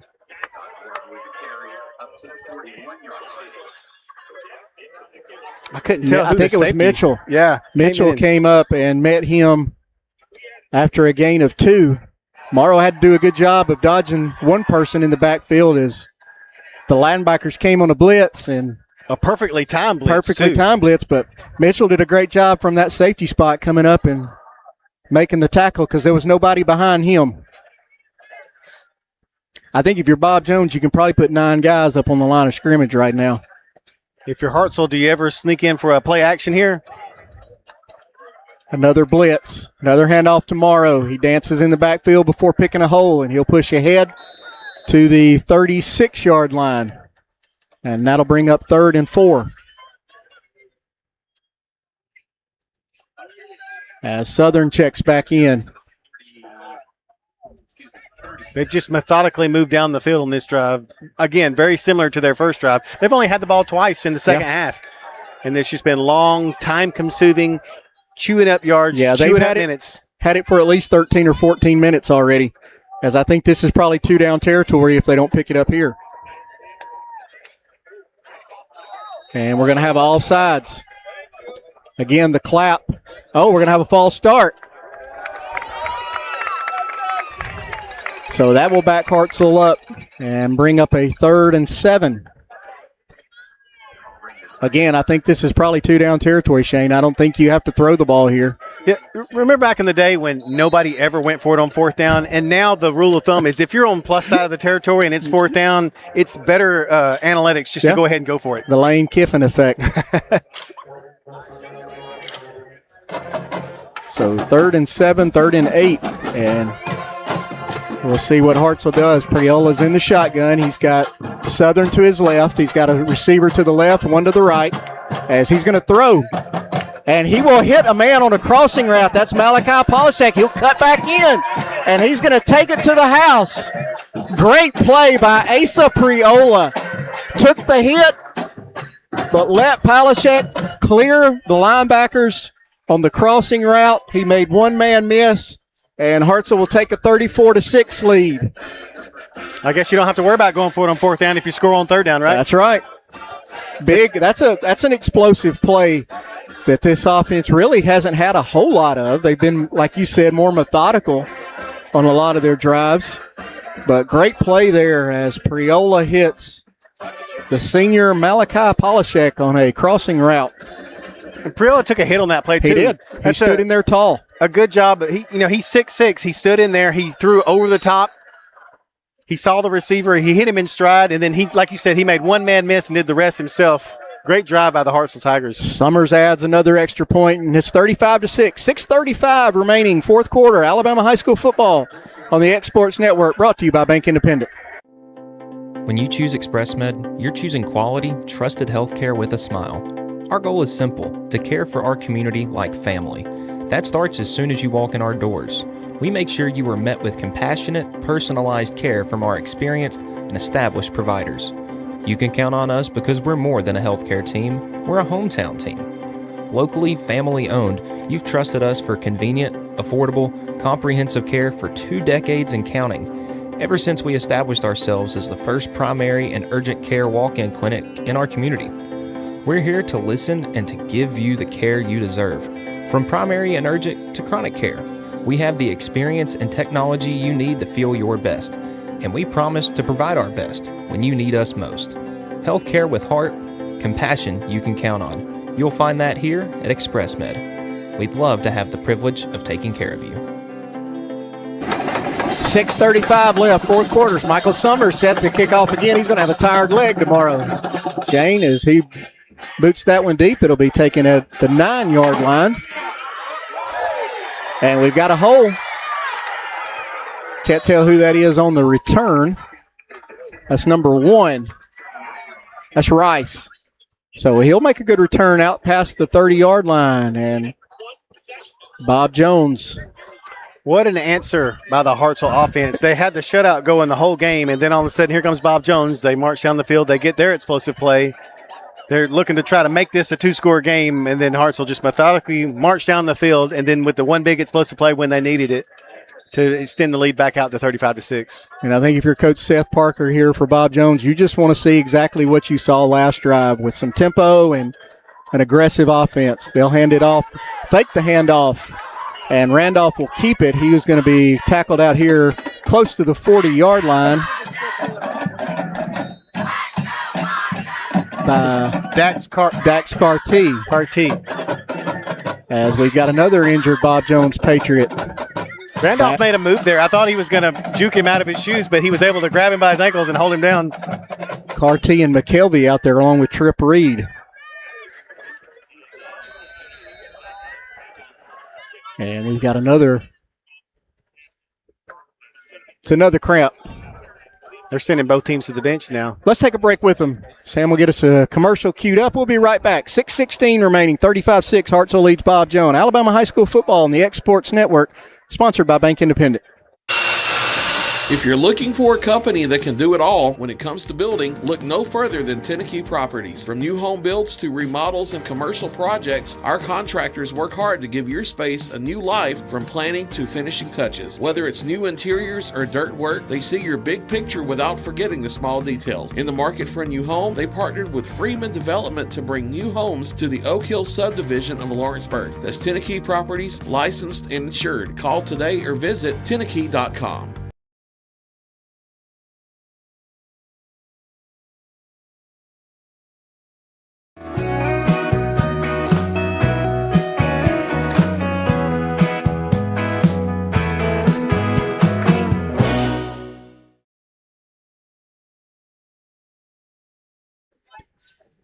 Number 50, that's Jamari Berry, the injured player for Bob Jones. He's helped off the field, heads into the Huntsville Hospital Sports Center tent. Everybody's got a tent now, don't they, Shane? Yeah. A lot of the tents have peaks, too, so if you're sitting on the front row, it's going to be hard to see over. Bob Jones' tent on this side is pretty big. 2nd and 3. 15 on the play clock. Randolph, your quarterback. Rice, your running back, to his right.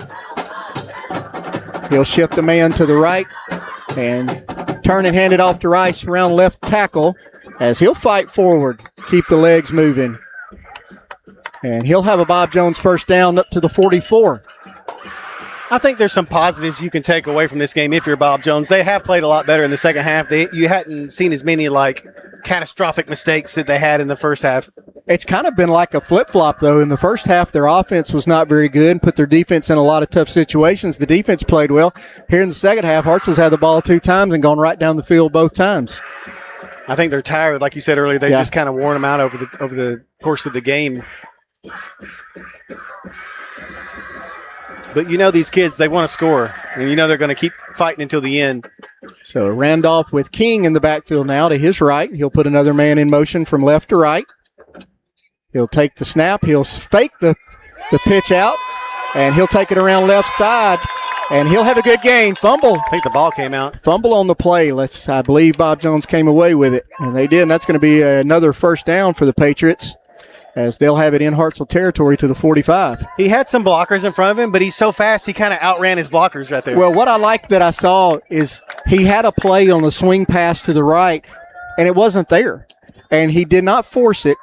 He tucked it, went around the left side, and made a good play. Picked up 11 or 12 yards, and now Bob Jones in Hartselle territory. So Randolph shifting a man to the left. He'll take the snap, fake it to King, and tries to go across the middle. And I'm not sure what happened. I don't know if the receiver was blocking. I think there might have been some, what the ref calls incidental contact. I don't think the Bob Jones fans would agree with that. No, they were questioning it, but I didn't get to see enough. I don't know if it was pass interference or if maybe the Bob Jones player wasn't sure of the play and he was blocking. Either way, it was a good block. Either way, it's going to be 2nd and 10. So 4:48 remaining now, fourth quarter. Hartselle changing their defensive lineman at the last second. As King will take it over left tackle, he'll fight ahead. He'll have it down close to the 41, pickup of maybe 4, and that'll bring up a 3rd and 6. Rice checking back into the game. That's good to see. Bob Jones has got a really good combination here at running back with King and Rice. Both really good-looking athletes, built well. I think they're set up to have a decent year. They went 5-5 last year. They've shown some promise. They can eliminate some of their mistakes. They've got some good athletes, and they got some good game planning on the field. And that's a region that's going to be up for grabs with a lot of the Huntsville teams in that region, as Randolph's going to try to get it around the right side, and it's not going to go anywhere. As number 26 for Hartselle, that's Jaden Thornton, ran him down for a loss. And that's going to take it back to about the 47-yard line and bring up a 4th and 12. He was standing in that weak side linebacker spot, and he had a clear path. He just tracked him down and made the tackle in open space. Good job. So Bob Jones will host Athens next week before they kick off their area games with James Clements, the big crosstown rival.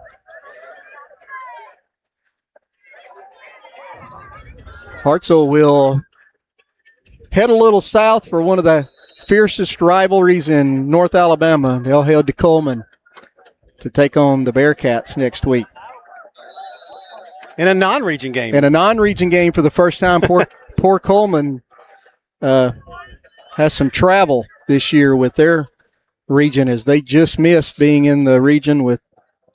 They're probably not going to complain a whole lot with having to travel as to not having to play Hartselle, Muscle Shoals, Florence, Athens, Decatur, Austin every week. That Hartselle-Coleman game not being a region game, I don't think it'll affect the intensity that much. It will not either. I can tell you from experience that they could be playing jacks and it wouldn't matter.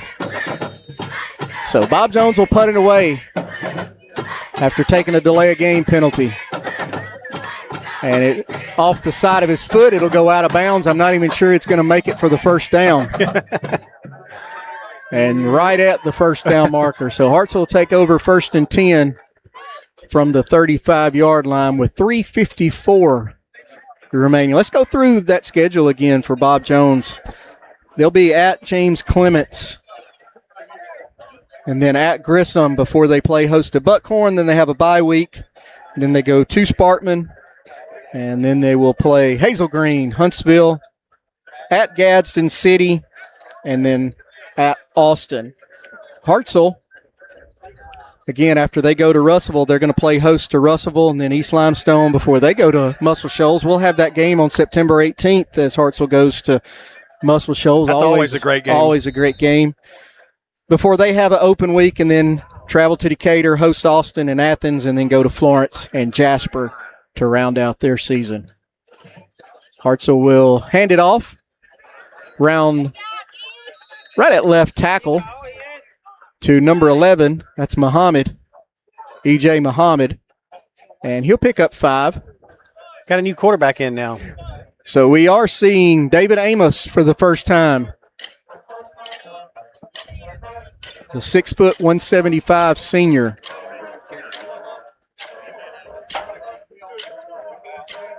As Hartselle's also getting some subs in on the offensive line as a new center comes in. That's number 58, Jordan Creek.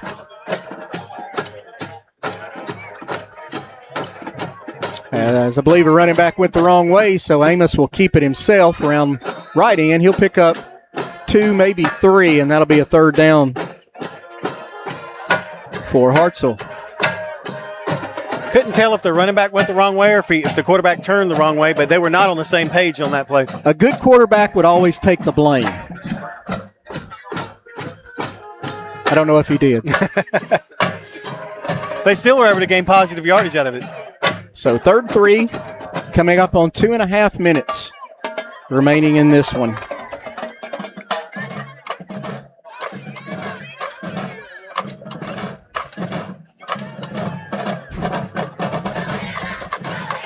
As we're going to have a false start. Looks like Muhammad in the backfield got moving a little bit early. And Hartselle will now have a 3rd and 8. Young players get in there sometimes. They get a little anxious. They want to make a play. They want to show what they can do, and just got started a little early. Snap was also a little high. So 3rd and 8 now for David Amos. Amos at 6 foot even. Like, he's not as tall as Peoria. He might be used to snapping a little bit higher. As now we're going to have offside, so Bob Jones will turn around and give that 5 yards right back. 2:07 remaining. As right back to where we started with 3rd and 3.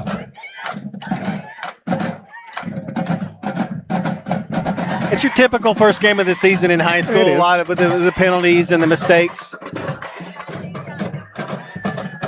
Especially for Hartselle, had the roster turnover alone. A lot of these guys are seeing a lot of extensive playing time for the first time. Well, and a new coaching staff for Bob Jones as well. And don't let Coach Seth Parker get that thing going in the right direction, or 6A football in North Alabama will be in trouble. I still think both these teams have a real good chance to be really good this year.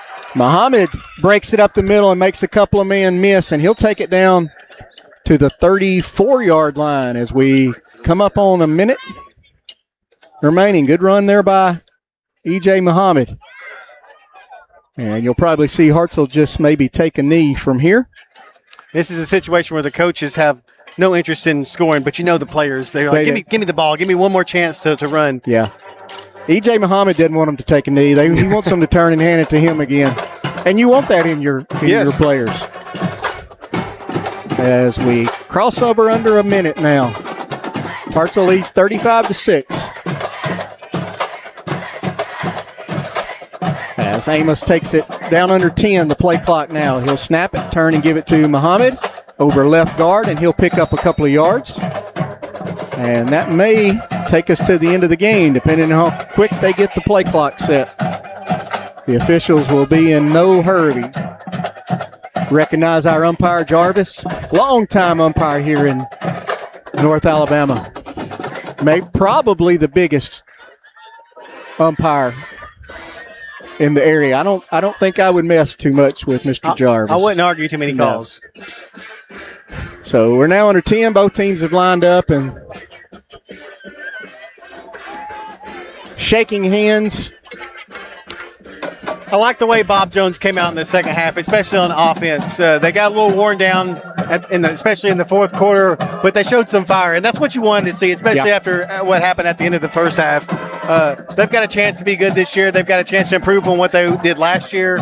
And Hartselle, all credit to them also. They came out, they executed a game plan. They had a new starting quarterback. He did what he needed to do. I think I'm looking forward to a really exciting season this year in high school football. Your final score, Hartselle 35, Bob Jones 6.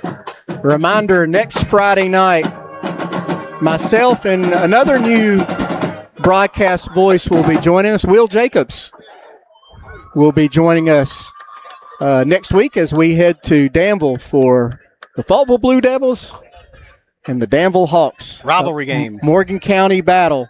Again, one of those games that is not an area, not even a region game for either one of those teams, but, man, they want to beat each other. So looking forward to that one as we head to Danville. Yeah, Coleman and Hartselle and Danville and Fallville all in the same week is a very exciting week, too. And all before region play begins. All before region play as these teams get ready to get into that region play where those games really, really, really start to mean something. Great first broadcast, Shane. I appreciate you joining us. Hoping you can hop on with us some more during the year as we get this thing moving again in year 2. Once again, for our fantastic producer, Samuel Camp, this is Ashley Balch, and for my broadcast partner, Shane Herman. 35-6, your final score, Hartselle over Bob Jones. We'll see you next week from Danville.